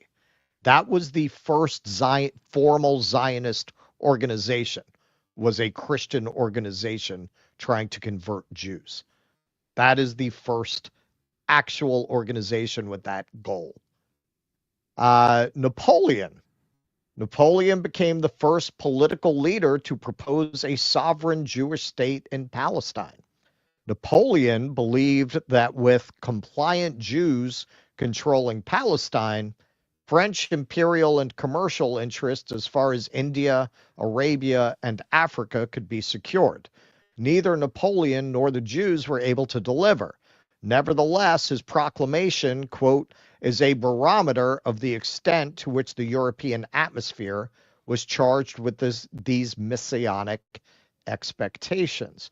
Okay, so this, going back to Napoleon, this idea that if we have a Jewish client state in the Middle East, that will serve our imperial ambitions, that really starts here with Napoleon. And what did RFK say? It's our aircraft carrier in the Middle East. Sure. So jumping ahead a little bit, Lord Shaftesbury and Restorationism, and this is where you have the most direct connection to modern Zionism. Zionism would probably have remained simply a religious ideal were it not for the intervention of a handful of influential aristocratic British politicians who came to share the theological convictions of John Nelson Darby and his colleagues and translated them into political reality. One in particular, Lord Shaftesbury, became convinced that the restoration of the Jews to Palestine was not only predicted in the Bible, but also coincided with the strategic interests of British foreign policy. Others who shared this perspective in varying degrees and for different reasons included Lord Palmerston, David Lloyd George, for us ignorant Americans, he went on to be the Prime Minister, and Lord Balfour, of course, who authored the Balfour Declaration, declaring England's intention to establish a Jewish state there. Lord Shaftesbury argued for a greater British presence in Palestine and saw this could be achieved by the sponsorship of a Jewish homeland on both religious and political grounds. British protection of the Jews would give a colonial advantage over France for the control of the Middle East. That is what it has always been about for the Western powers. In 1839, Shaftesbury wrote an anonymous 30-page article for the Quarterly Review entitled State and Restoration of the Jews. In it, Shaftesbury advocated a Jewish national homeland with Jerusalem the capital. This is quite revealing here. The Jews must be encouraged to return in yet greater numbers and become once more the husbandmen of Judea and Galilee. Sounds like Huckabee. Yes. Though admittedly a stiff-necked, dark-hearted people and sunk in moral degradation, obduracy, and ignorance of the gospel, well, guilty as charged. They are not only worthy of salvation, but also vital to Christianity's hope of salvation. We are a stiff-necked people. That is true. So here's Mike Huckabee then, and at the end of the video, he's having a lot of fun talking about making Israel great again. Let's take a look at this. My feelings personally, and I'm speaking only as a person, I think Israel would only be acting on the property it already owns. I think Israel has title deed to Judea and Samaria. There are certain words I refuse to use. There is no such thing as a West Bank. It's Judea and Samaria. There's no such thing as a settlement. They're communities, they're neighborhoods, they're cities. There's no such thing as an occupation. That they get out of their minds that people are living in lean-tos and tents, sleeping in cars, circled around a tree. They're living in very well-designed and beautiful cities and communities. Can't wait to get back. I'm going to take an extra hat. I'm going to get it to President-elect Trump.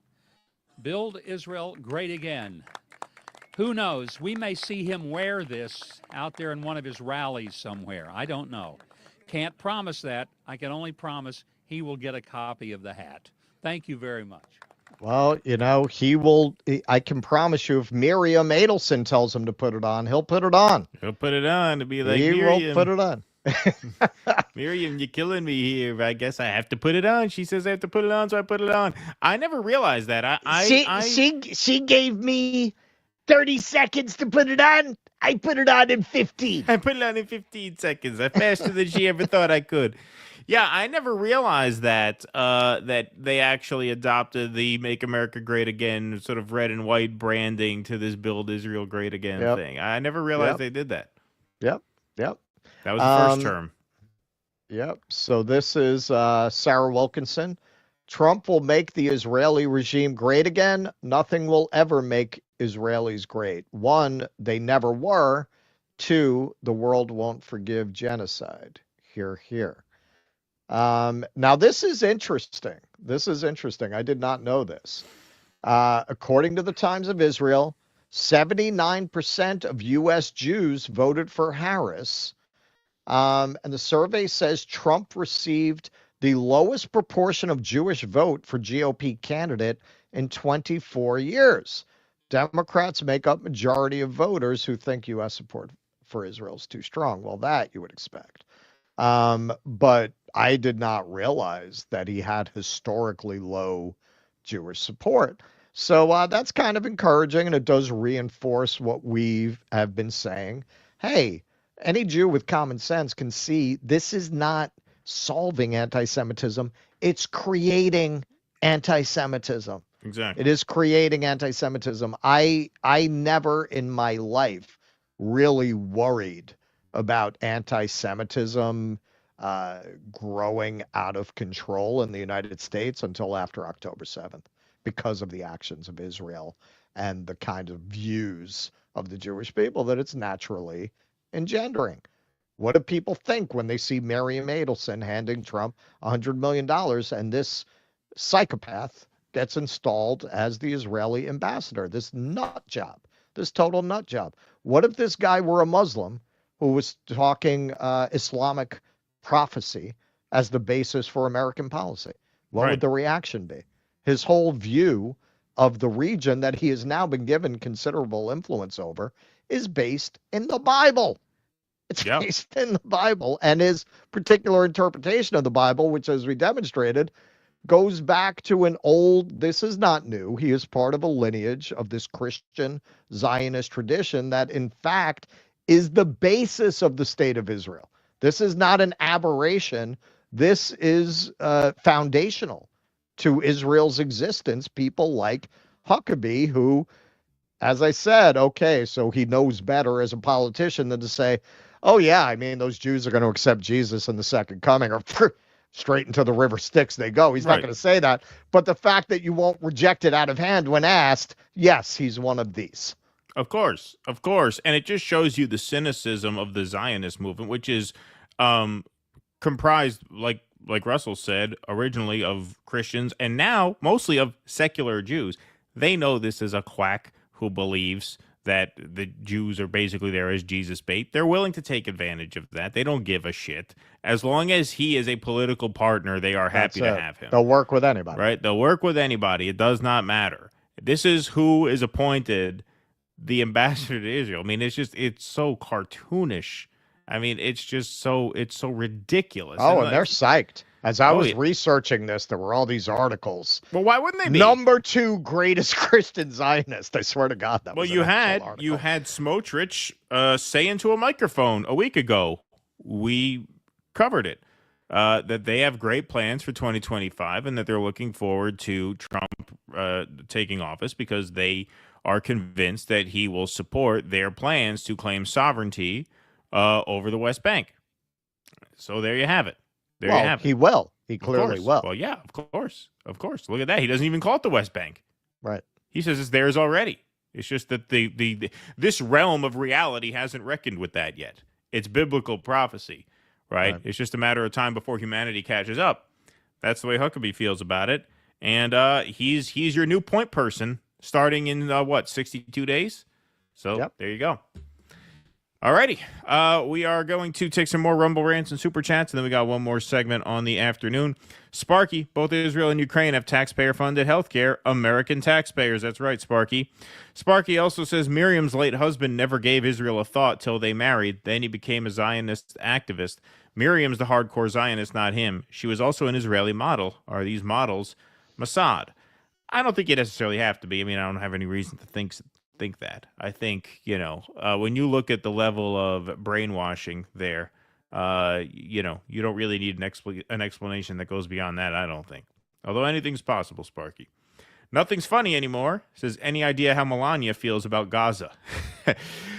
No, I mean, not much of an idea how she feels about anything. She doesn't seem thrilled to have to go back to the White House. Probably not. Just as they say, Jill voted, there's the running joke that Joe and Jill both voted for Trump. I think there's a good possibility Melania voted for Kamala.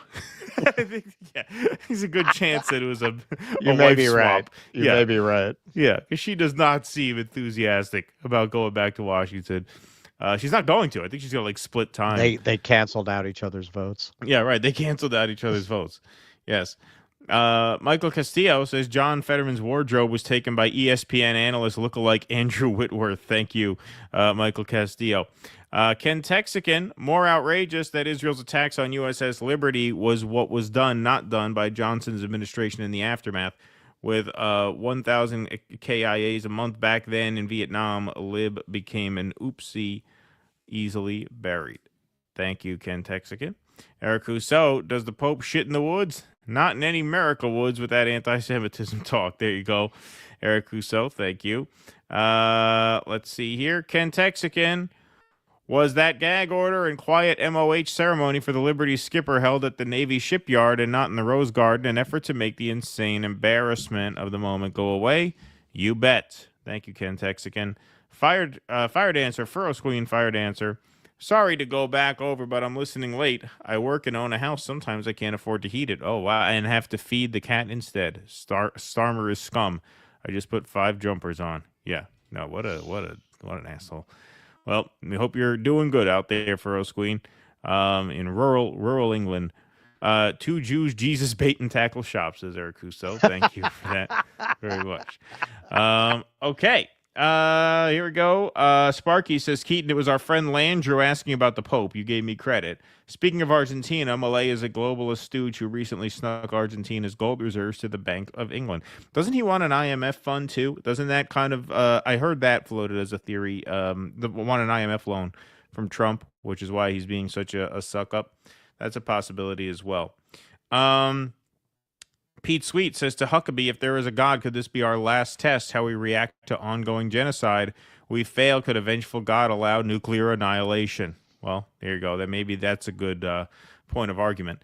Maybe you should try and get that point through to him as quickly as possible. All right, folks, we got one more segment on the day. I'm excited for this one. School is in session. How the Ivy League broke America. This is an op-ed in the Atlantic magazine by self-hating elite David Brooks, who every once in a while comes out and sort of skewers himself. as the sort of out of touch aristocrat that he is. But this is an article, this is one of the fruits of the election, is that you're going to start seeing, I think, these kinds of conversations get a lot more attention in the mainstream, because I have long felt that the real primary divide, which transcends, or I shouldn't say transcends, it encompasses both class and culture, is the education divide. The real conflict in the country is people who went to college, benefited from a college experience, and not only gained the economic sort of upper hand on everyone else, but gained access to this sort of secret knowledge that then gave them the impression that they are the culturally enlightened ones, and those who didn't, right? And so this is a pretty long op-ed. We're obviously not going to read anywhere close to the whole thing, but we are going to focus on certain... very interesting, and this is probably the only time you're ever going to hear these words on this show. This David Brooks op-ed is worth looking up and reading in its entirety. Yes. Yeah, it is worth reading. Now, it is very long, so we're not going to read anywhere near the whole thing, but I picked out what I think is really the most relevant part. So, once on campus, studying was frowned upon. Those who cared about academics, the grinds, were social outcasts, but students competed ferociously to get into the elite social clubs. Ivy at Princeton, Skull and Bones at Yale, the Porcellian at Harvard. These clubs provided the well-placed few with the connections that would help them ascend to the white shoe law firms, to prestigious banks, to the State Department, perhaps even to the White House. From 1901 to 1921, every American president went to Harvard, Yale, or Princeton. People living according to this social ideal valued not academic accomplishment, but refined manners, prudent judgment, and the habit of command. This was the age of social privilege. And then a small group of college administrators decided to blow it all up. The most important of them was James Conant, the president of Harvard from 1933 to 1953. Conant looked around and concluded that American democracy was being undermined by a hereditary aristocracy of wealth. American capitalism, he argued, was turning into industrial feudalism, in which a few ultra-rich families had too much corporate power. Conant did not believe the United States could rise to the challenges of the 20th century if it was led by the heirs of a few incestuously interconnected Mayflower families. So Conant and others set out to get rid of admissions criteria based on bloodlines and breeding and replace them with criteria centered on brain power. His system was predicated on the idea that the highest human trait is intelligence, and that intelligence is revealed through academic achievements. I've spent much of my adult life, meaning David Brooks, attending or teaching at elite universities. They are impressive institutions filled with impressive people, but they remain stuck in the apparatus that Conant and his peers put in place before 1950. In fact, all of us are trapped in this vast sorting system, which is really the meritocracy. And this is why I think this is an important piece to read, because just as a slight aside, but I think I could say this broadly, a lot of the people who claim that affirmative action and DEI are the problem with education, no, it's actually the meritocracy. It's actually the opposite. And that these DEI programs are ways to sort of massage you into accepting the meritocracy. If we just diversify the meritocrat class, that'll give people the illusion that we are orienting ourselves in a more fair direction, when really the meritocracy is really what's most toxic about all of this. So the 6 sins of the meritocracy, I'm outlining these, and then we'll get into 3 of them. The first 3 are interesting, but fairly self-explanatory. The system overrates intelligence, so this baseline assumption of Conant that basically intelligence should be the determining factor of access into these higher education institutions, not bloodline, that's really the source of merit, right, is how smart you are, according to IQ. And then obviously you have ACTs and SAT, standardized testing, to determine quote-unquote intelligence. Success in school is not the same thing as success in life. Again, that's fairly self-explanatory as well. The game is rigged, another fairly self-explanatory one, where he mentions in that part of the article that you still have a situation at these Ivy League universities where the richer you are, the more likely you are to get in. If you're a legacy pick, you're more likely to get in.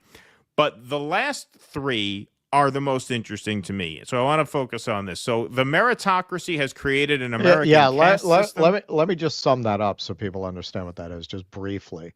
So the system overrates intelligence. He's talking about, as has been written a lot about, there are different types of intelligence, and this kind of testing can't really test for that. Also, it doesn't account for creativity.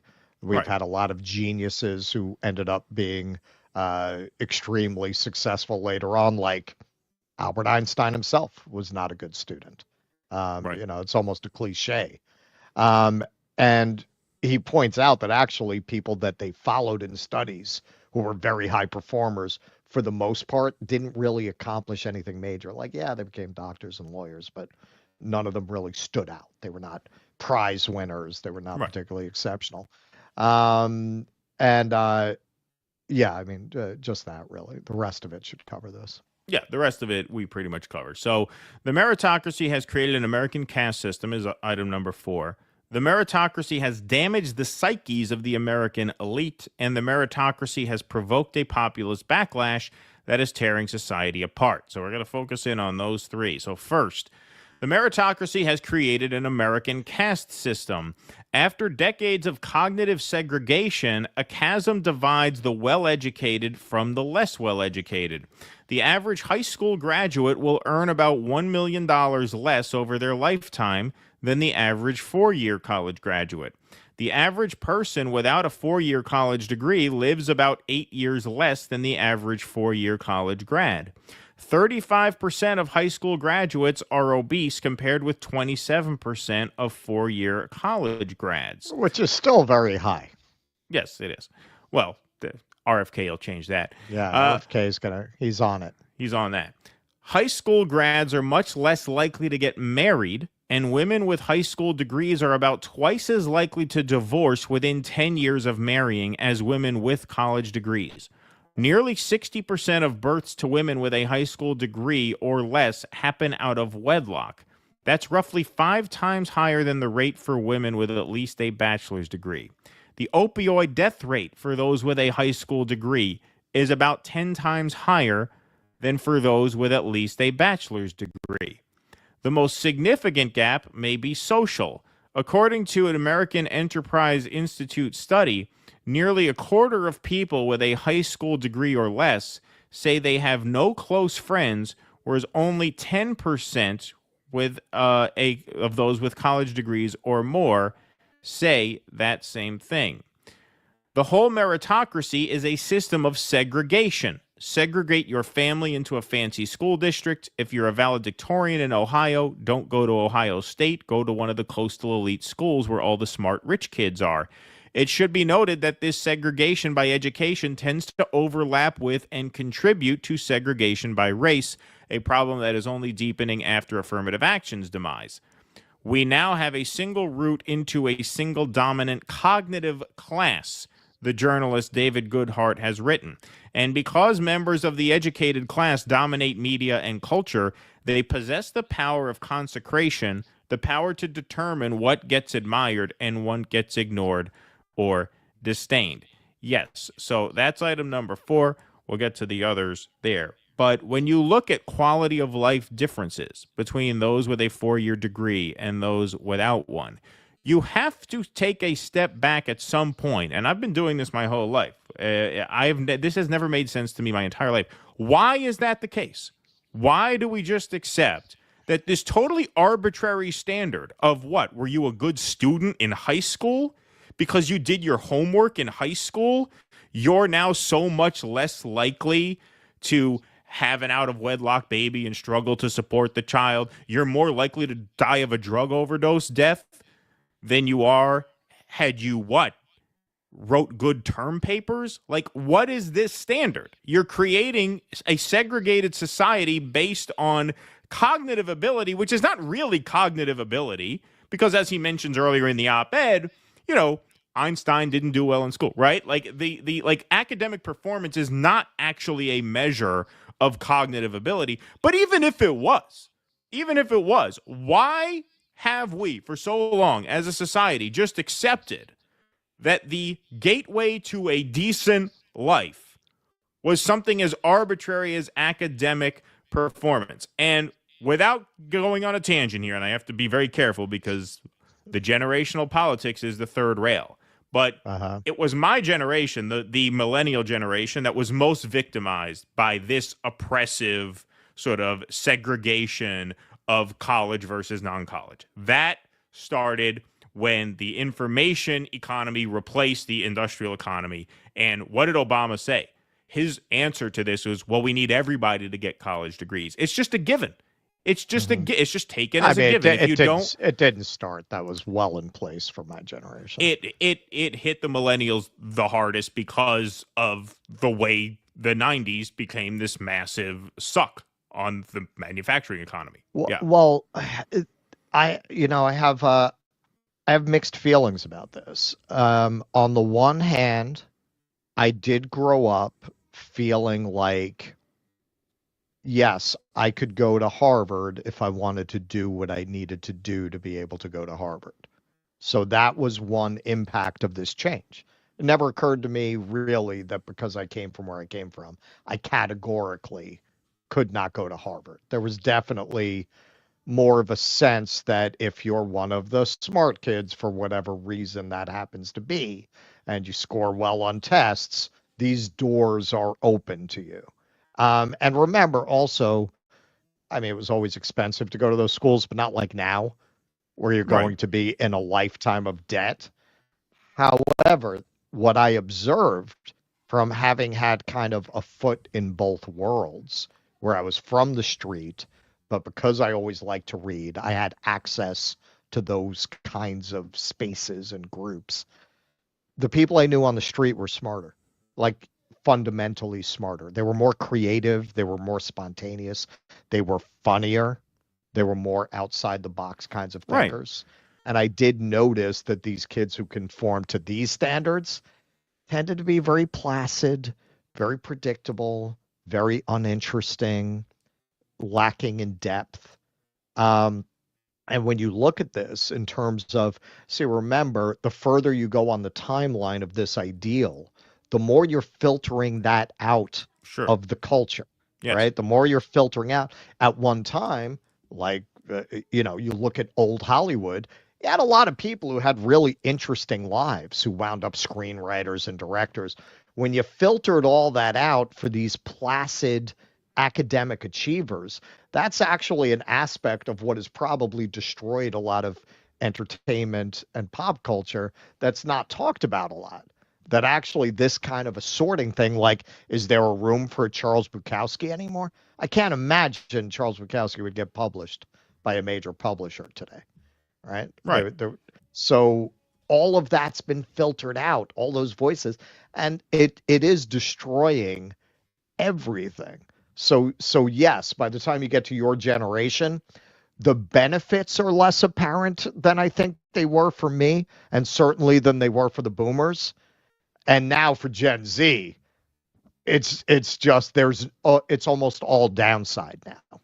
Well, yeah, and by the time I got to a college age, it was a given that you couldn't get a decent manufacturing job anymore. This is what I mean, where it creates this segregation, right? Because by then, all of the good jobs that you could do with your hands had been shipped overseas, right? Or to Mexico, and so that idea of education creating a caste system, that's why I say it hit my generation the hardest, because all the other good jobs were gone, right? Okay, so I think we hit that one pretty good. So now, this is another great one. The meritocracy has damaged the psyches of the American elite. The meritocracy is a gigantic system of extrinsic rewards. Its gatekeepers, educators, corporate recruiters, and workplace supervisors impose a series of assessments and hurdles upon the young. Students are trained to be good hurdle clearers. We shower them with approval or disapproval depending on how they measure up on any given day. Childhood and adolescence are thus lived within an elaborate system of conditional love. Yes, that is a brilliant insight, I must say. We would have David Brooks on the show, but you animals in the chat would eat him alive. Yeah. Childhood and adolescence, and you wouldn't be entirely wrong. You wouldn't be entirely wrong. Yeah, I'm kidding. Childhood and adolescence are thus lived within an elaborate system of conditional love. Students learn to ride an emotional roller coaster, congratulating themselves for clearing a hurdle one day and demoralized by their failure the next. This leads to an existential fragility. If you don't keep succeeding by somebody else's metrics, your self-worth crumbles. Yes, I'll just take a brief moment of pause there, too. I remember in 6th grade, and 6th grade, that was a big grade because that was the grade before we entered junior high school, where it was determined whether you got into the honors programs or not. And if you got into honors in junior high, then you're going to get into the AP honors stuff in college. So they start you on this system of conditional love very, very young. Exactly. Right? Yep. It's, you got to do well in 6th grade because then you got to get into the good classes in 7th grade so that you can get into the good classes in 9th grade so that you can take the college level courses so that you have a good college resume so that they accept you into the good colleges. They get you in this mentality. Did they still have, when you were growing up, I understand they might have gotten rid of it or something. It went by different names, but it usually was called IGC, Intellectually Gifted Children. So if you're one of the high score, they called it the honors. They called it honors you classes. Into that class. They called it honors classes, which is even more sort of intrinsic. Yeah, there was a whole segregated class. Right, there's a separate class. Yeah, the advanced curriculum. Exactly. They would keep putting me in that, and then because of disciplinary issues, they kept kicking me out. And then they'd put me back in, and then they would kick me No, in school, they would call it, there were 2 designations. There was honors and regulars. That's what they would call it. Talk about like a Starbelly Sneaks kind of thing. Well, no, I think intellectually gifted children is worse. That's what they called it. I think honor and regular is even broader than that. The honorable kids get to take the advanced math, and the regular kids get to take the stupid math. That was the subtext of it. And they get you into this very sort of sink or swim mentality when you're 11 years old in 6th grade. When I was in 6th grade, there was a kid. He was a buddy of mine. His name was Ed. He has a fuller name than that. I won't use his full name, although I don't know where he is now. But he was a great kid, really happy kid, really friendly, super nice, not a dumb kid at all, like a very, very smart, could carry on a conversation, had a great sense of humor. He was terrible academically. He just really struggled with it. And our fat, balding bitch of a teacher, this nun, now he has a Netflix comedy special. Exactly. This miserable wretch of a human being would constantly be pissed at him. Just constant anger and scorn for what? He wasn't a behavioral problem. He was perfectly fine. He just struggled. And he would fail on a paper, and she would write terrible work on the paper. He's talking about an 11-year-old. Like, is this really healthy? Like, is this really the way we should be conducting this? It's just ridiculous. And it conditions people. It conditions the people who do well to think that they are owed this honor, that they're owed this level of respect. This is why a lot of the libs are very cringy, and this is why they grow up to be the hall monitors, because they were valued by the teachers. They got smiled at by the teachers, whereas the kids who struggled didn't. So some young people get overwhelmed by the pressure and simply drop out. Others learn to become shrewd players of the game, interested only in doing what's necessary to get good grades. That was me, to be honest. I didn't have any interest in academic work. I have the computing power in my brain to, like, bullshit my way through an 8-page paper on a book that I read a few pages of, like I could just bullshit in that way. And that's what I did. I just schemed my way toward getting good grades. And I did. I got very good grades, despite having done very little work because I hated the work. People raised in this sorting system tend to become risk averse, consumed by the fear that a single failure will send them tumbling out of the race. At the core of the game, that is what I observed. That's why. Yes. So I go into an arts department, and everyone's just kind of boring, right? Right. It's like I'm coming right off the street. I'm like a couple of years from fucking dealing drugs, and I expected, I expected them to be interesting, right? I was shocked by the fact that the people I knew back home were more artistic than the people in arts programs because they go through this sorting process. Exactly. At the core of the game is the assumption that the essence of life fulfillment is career success. The system has become so instrumentalized. How can this help me succeed? That deeper questions about meaning or purpose are off the table. Questions like, how do I become a generous human being? How do I lead a life of meaning? How do I build good character? Exactly. And finally, the meritocracy has provoked a populist backlash that is tearing society apart. Well, this is pretty undeniable, right? You really have to have your head in the sand not to have been made aware of this by now. Teachers behave differently towards students they regard as smart. Years of research has shown that they smile and nod more at those kids. This kind of relates back to the last one, right, of conditional love. Offer them more feedback, allow them more time to ask questions. Students who have been treated as smart since elementary school may go off to private colleges that spend up to $350,000 per student per year. Meanwhile, many of the less gifted students who quickly perceive that teachers don't value them the same way will end up at community colleges that may spend only $17,000 per pupil per year. By adulthood, the highly educated and the less educated work in different professions, live in different neighborhoods, and have different cultural and social values. Many people who have lost the meritocratic race have developed contempt for the entire system and for the people it elevates. This has reshaped national politics. Today, the most significant political divide is along educational lines. Less educated people vote Republican, and more educated people vote Democratic.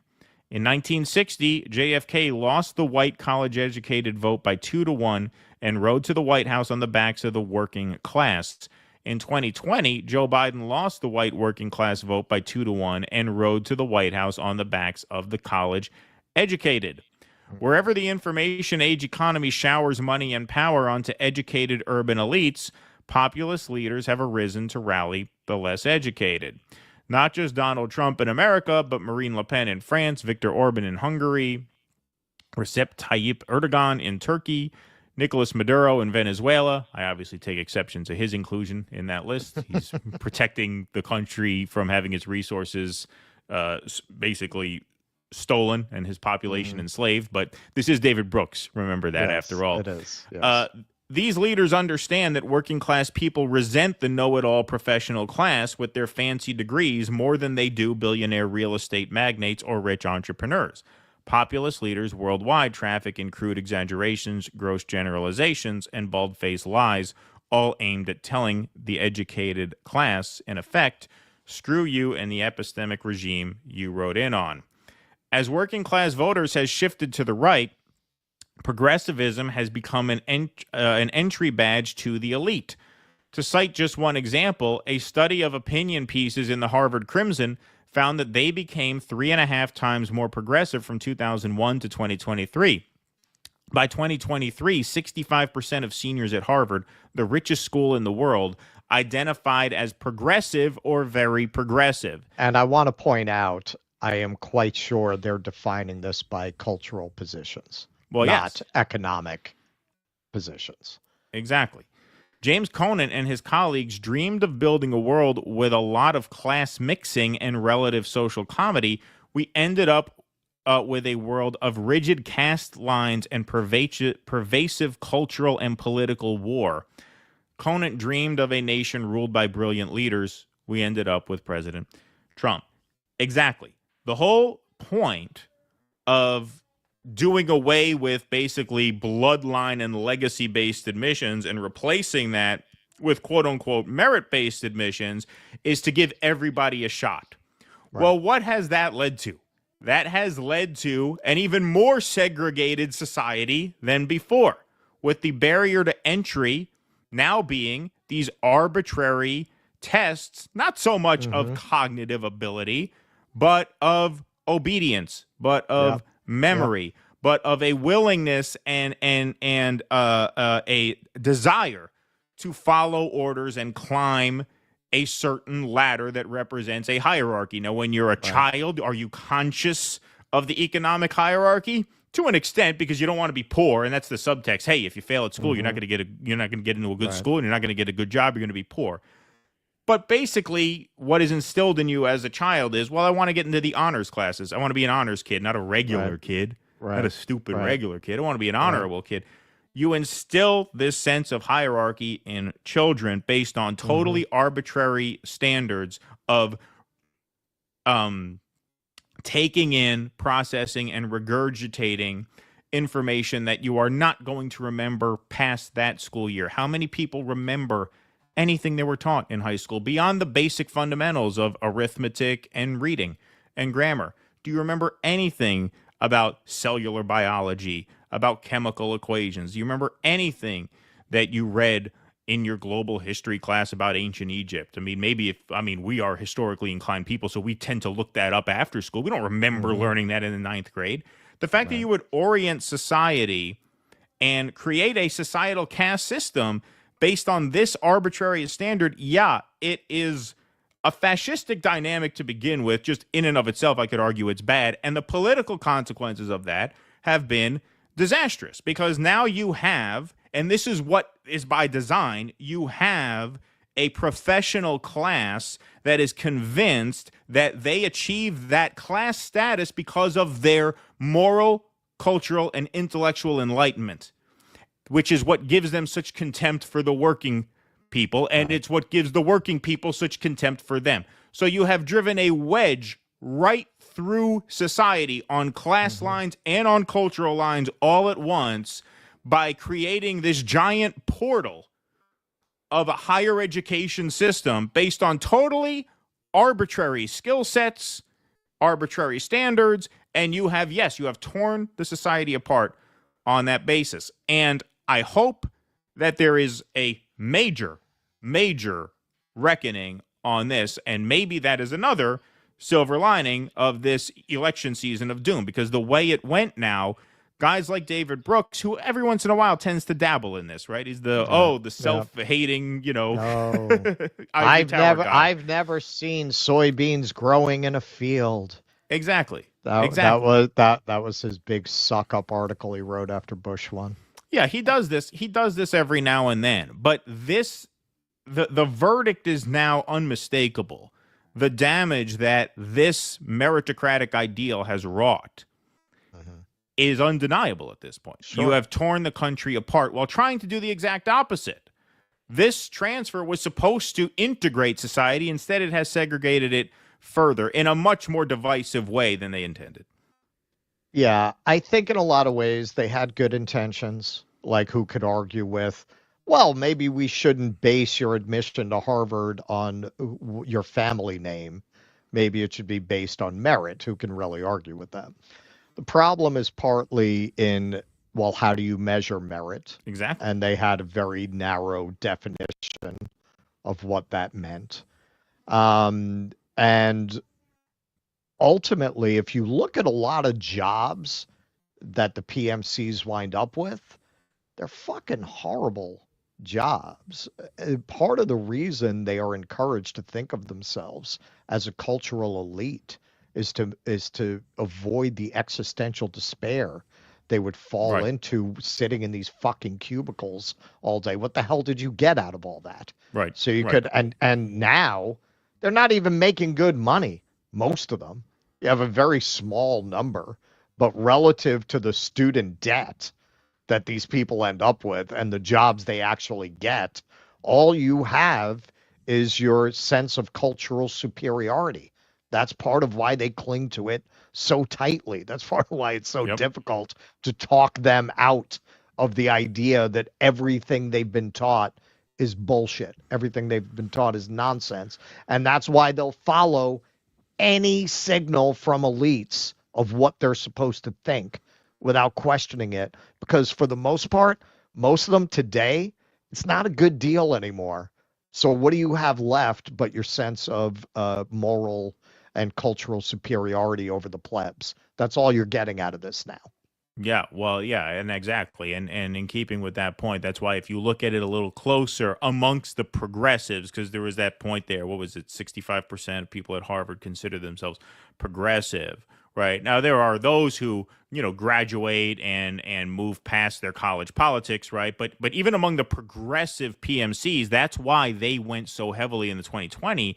They liked Warren, and the other and the populist progressives like Bernie, because there was no elite cultural, so there wasn't the elite cultural signaling from the Bernie campaign that there was from the Warren campaign. Right. Oh yeah, no, we're for everything that Bernie is for. Technocratic expert. Yes. Right, but we're smart, right? Warren is the smart version of Bernie. I could support some of Bernie's economic policies. She doesn't have an accent. Still thinking of myself as this enlightened person who is here because I deserve to be here. With Bernie, it was just the meat and potatoes economics without any of that dress up, and it didn't appeal to them. It didn't appeal to them because this whole ideal, this whole dividing line between the enlightened and the unenlightened is what undergirds so many of these other divides. That's why it has caused such a rift in the society, where the number one predictor of voting patterns now is not race, it's not even income, it's education level. It's education level, because education has found a way to segregate people along class and cultural lines at the exact same time through this quote-unquote meritocracy, which is the ultimate toxic idea. The idea that based on your cognitive ability, you will either die of a drug overdose or not die of a drug overdose. There's nothing more fascistic than that. There's nothing more right-wing than that. There's nothing as bleak as that. Think of how bleak a worldview you just to accept as a premise. Well, the smart kids go to good schools and they have good lives, and the dumb kids, they don't get into good schools, and they work with their hands, but we don't pay people to do that anymore, so they just suffer and die. Like, what a fucking maniac you have to be to just accept that as a premise upon which to run a healthy, advanced society. But that's where we are, and this problem has been completely ignored ever since that switch was made, because we assumed that the pivot from bloodline and legacy toward meritocracy meant we were going to have a fairer society. No, instead you got the exact opposite. You got the exact opposite. Well, and also so much of what people are fed is bullshit. If you become a union electrician or a union carpenter, you're going to make a lot more than most of these PMC cubicle workers are ever going to make. But they're fed the idea that is lower class. Right. That makes you an undesirable to make your living that way. I would wager, because I've known both, most of the people I know in the building trades are a lot happier than people doing that. Being a gardener, what's wrong with that? Right. But they've been sold this idea, and then a lot of people argue, you have a state-driven economy. Just because it's not communism doesn't mean it doesn't have many of the characteristics of communism. And I would argue so much of our economy is built around creating work for all of these people that we're funneling through these university systems. Yep. And look, I'm gonna call out what Elon did at Twitter. I'm gonna say something nice about Elon, or at least truthful, in my opinion. He went into Twitter, and what did he do? He fired 75% of the workforce, and you had all these articles about how Twitter's going to go off a cliff. It's only a matter of time. What happened? Nothing. So apply that across the economy. How many of these jobs are required? How much of this is just like under communism, you have to create work for everybody, right? How much of this is just the society creating work for all of these BAs and MAs that they're manufacturing that you really don't need? Of course. And then and that serves to further politically divide people, because now the stakes become existential for the PMC, because if they don't vote and act politically to preserve this system, then those jobs might go away, since there's no real organic need for them anyway. Right. So then they dig in even further and they double down. And over the decades, this is where you get, and it collapses, at least partly, hopefully, in a year like this where, as Brooks says there, he says, Conant dreamed of a nation ruled by brilliant leaders. We ended up with President Trump. Yeah, I mean, look, Brooks is a kind of a snooty guy. We all know that. Right. But the point stands, this is not the future they envisioned when they made these rules. I think they had envisioned good the intentions. opposite. Yeah. Look, in New York also you have, I don't think they have this in most cities, you have the specialized high schools. So, there was, particularly with those where there's no money involved, it's public, there's no tuition. I did definitely grow up with the sense that if you're book smart, it doesn't matter where you come from. You could go to Bronx Science, you could go to Stuyvesant. Something they didn't take into account, though, also, which I think became more pronounced over time than it was when I was coming up, is, of course, the rich parents are just going to game the system so that their kids get specialized training so that they get into those schools. Right. So in the end, those advantages reassert themselves, and the poor are not any better off than they were before. Right. Exactly.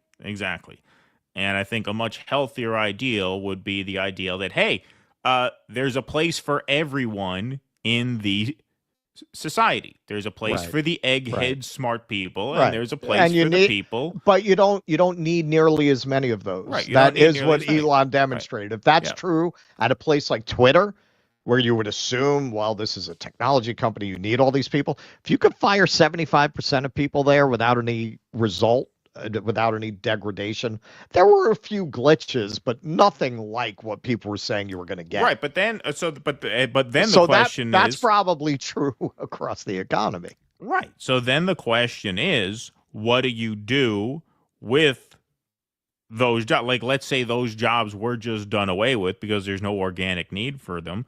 Well, then you'd have to have decent jobs here in the country, which means you'd have to not outsource jobs to Mexico and overseas. Every country would have to manage its society in order to meet the needs of all people. This is the other very, very classist thing. When Obama says you have to go to school and get an education, what he's saying is we're reserving the good jobs here in America for the smart people who get the education. If you don't get an education, if you're too dumb to turn your homework in on time, we're going to ship your job overseas to someone who will do it for $2 an hour, because that's how little you mean to us. So the healthy way to orient a society is you have a place for the egghead smart people, quote unquote, and then you have a place for the people who work with their hands, who are not generally any smarter or dumber than the PMCs, because the only reason the PMCs have those jobs is because we created them for them. So in a healthy society, they would integrate into the manual labor sphere, and then you wouldn't have this stigma around manual labor, because there'd be a lot of the egghead smart people doing that work as well, because we wouldn't have these fake jobs that we just create for PMCs as a reward for having cleared this completely arbitrary hurdle. So there you go. Yes, and you'd also have more room for people who are actually creative, quirky, individualistic, unusual. I mean, another side of the whole, celebration of identities, you're trying to manufacture a diversity that is superficial and largely a matter of lifestyle within a system that is really actually deeply conformist. Exactly. All right, let's take some super chats before we close the lights this afternoon. Eric Maines, too bad the late great Sam Kinison is not still around. His takes on religion, the Pope, televangelists were hilarious then. Could use more like him now. Yes, he was good. Craig Christoffel, can I be a neutral Semitic that wants the people of the book to stop killing each other? There you go. That's an idea. Let's see. Sparky, thanks for the $5. Dad had a long career as an old school retail druggist and got to know a lot of people. He was oblivious to anyone's celebrity, and they appreciated it. Oh, that's interesting. Wow. It's not college educated, it's college indoctrinated, says Sparky. Sparky continues, overall, American education is a filtering system which filters out creative, smart people and produces dudes who are adept at obeying authority and jumping through hoops. Exactly. Sparky says, if IQ tested smart, college graduates are not actually smart. If put alone in an unfamiliar place, most wouldn't make it. Yep, I agree with that. Nocturnal Human by Huckabee won't apply his same logic to America. I'm Native American, so the United States doesn't exist by his logic. It's all my land. Yeah, there you go. Damn right. Seamus Warren, regarding young Fetterman from what was once an inarticulate mass of lifeless tissues, may I now present a cultured man about town and a BitChute video link. We got to get on BitChute. We should probably get on BitChute.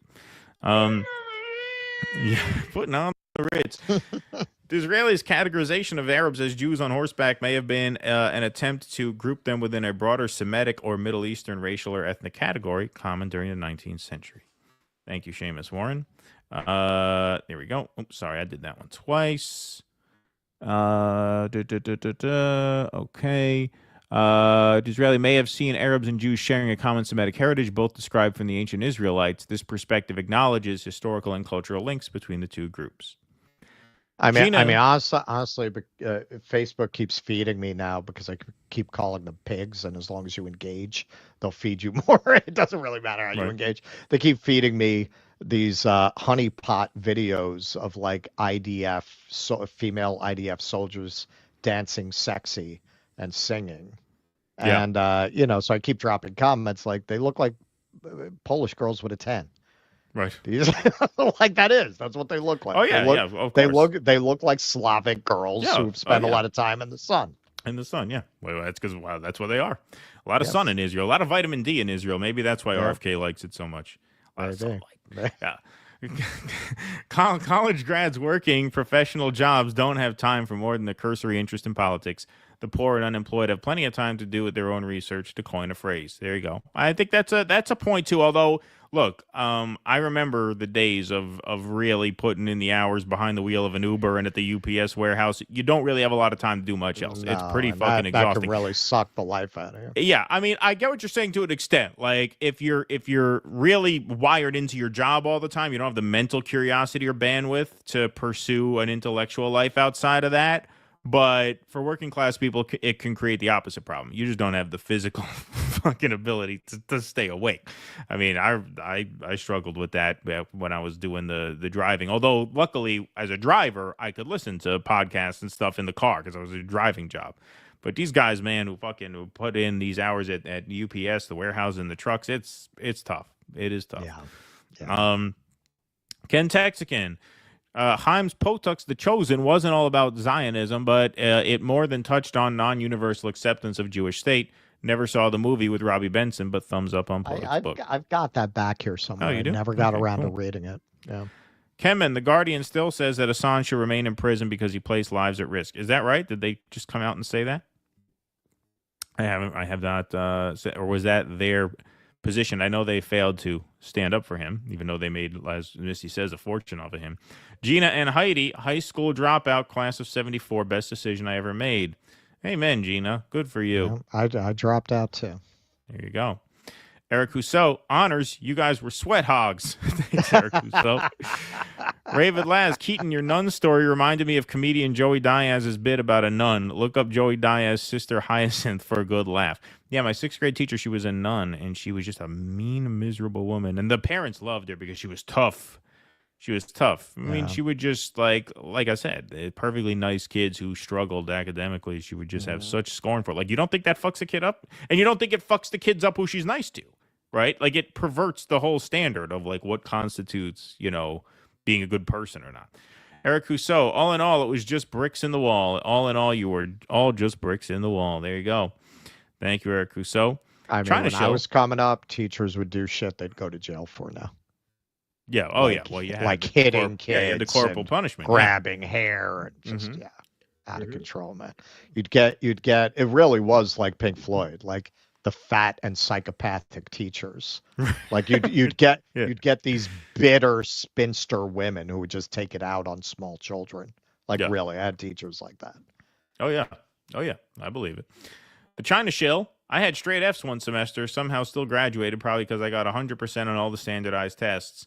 Thanks, W, for No Child Left Behind. There you go.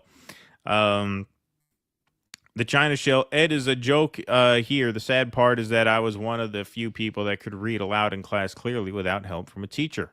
Thank you, China Shield. Reminds me of the book Bullshit Jobs. Yeah, I've heard that one by David Graeber. Rest in peace, even if he was a filthy anarchist. Thank you, China Shield. Appreciate that.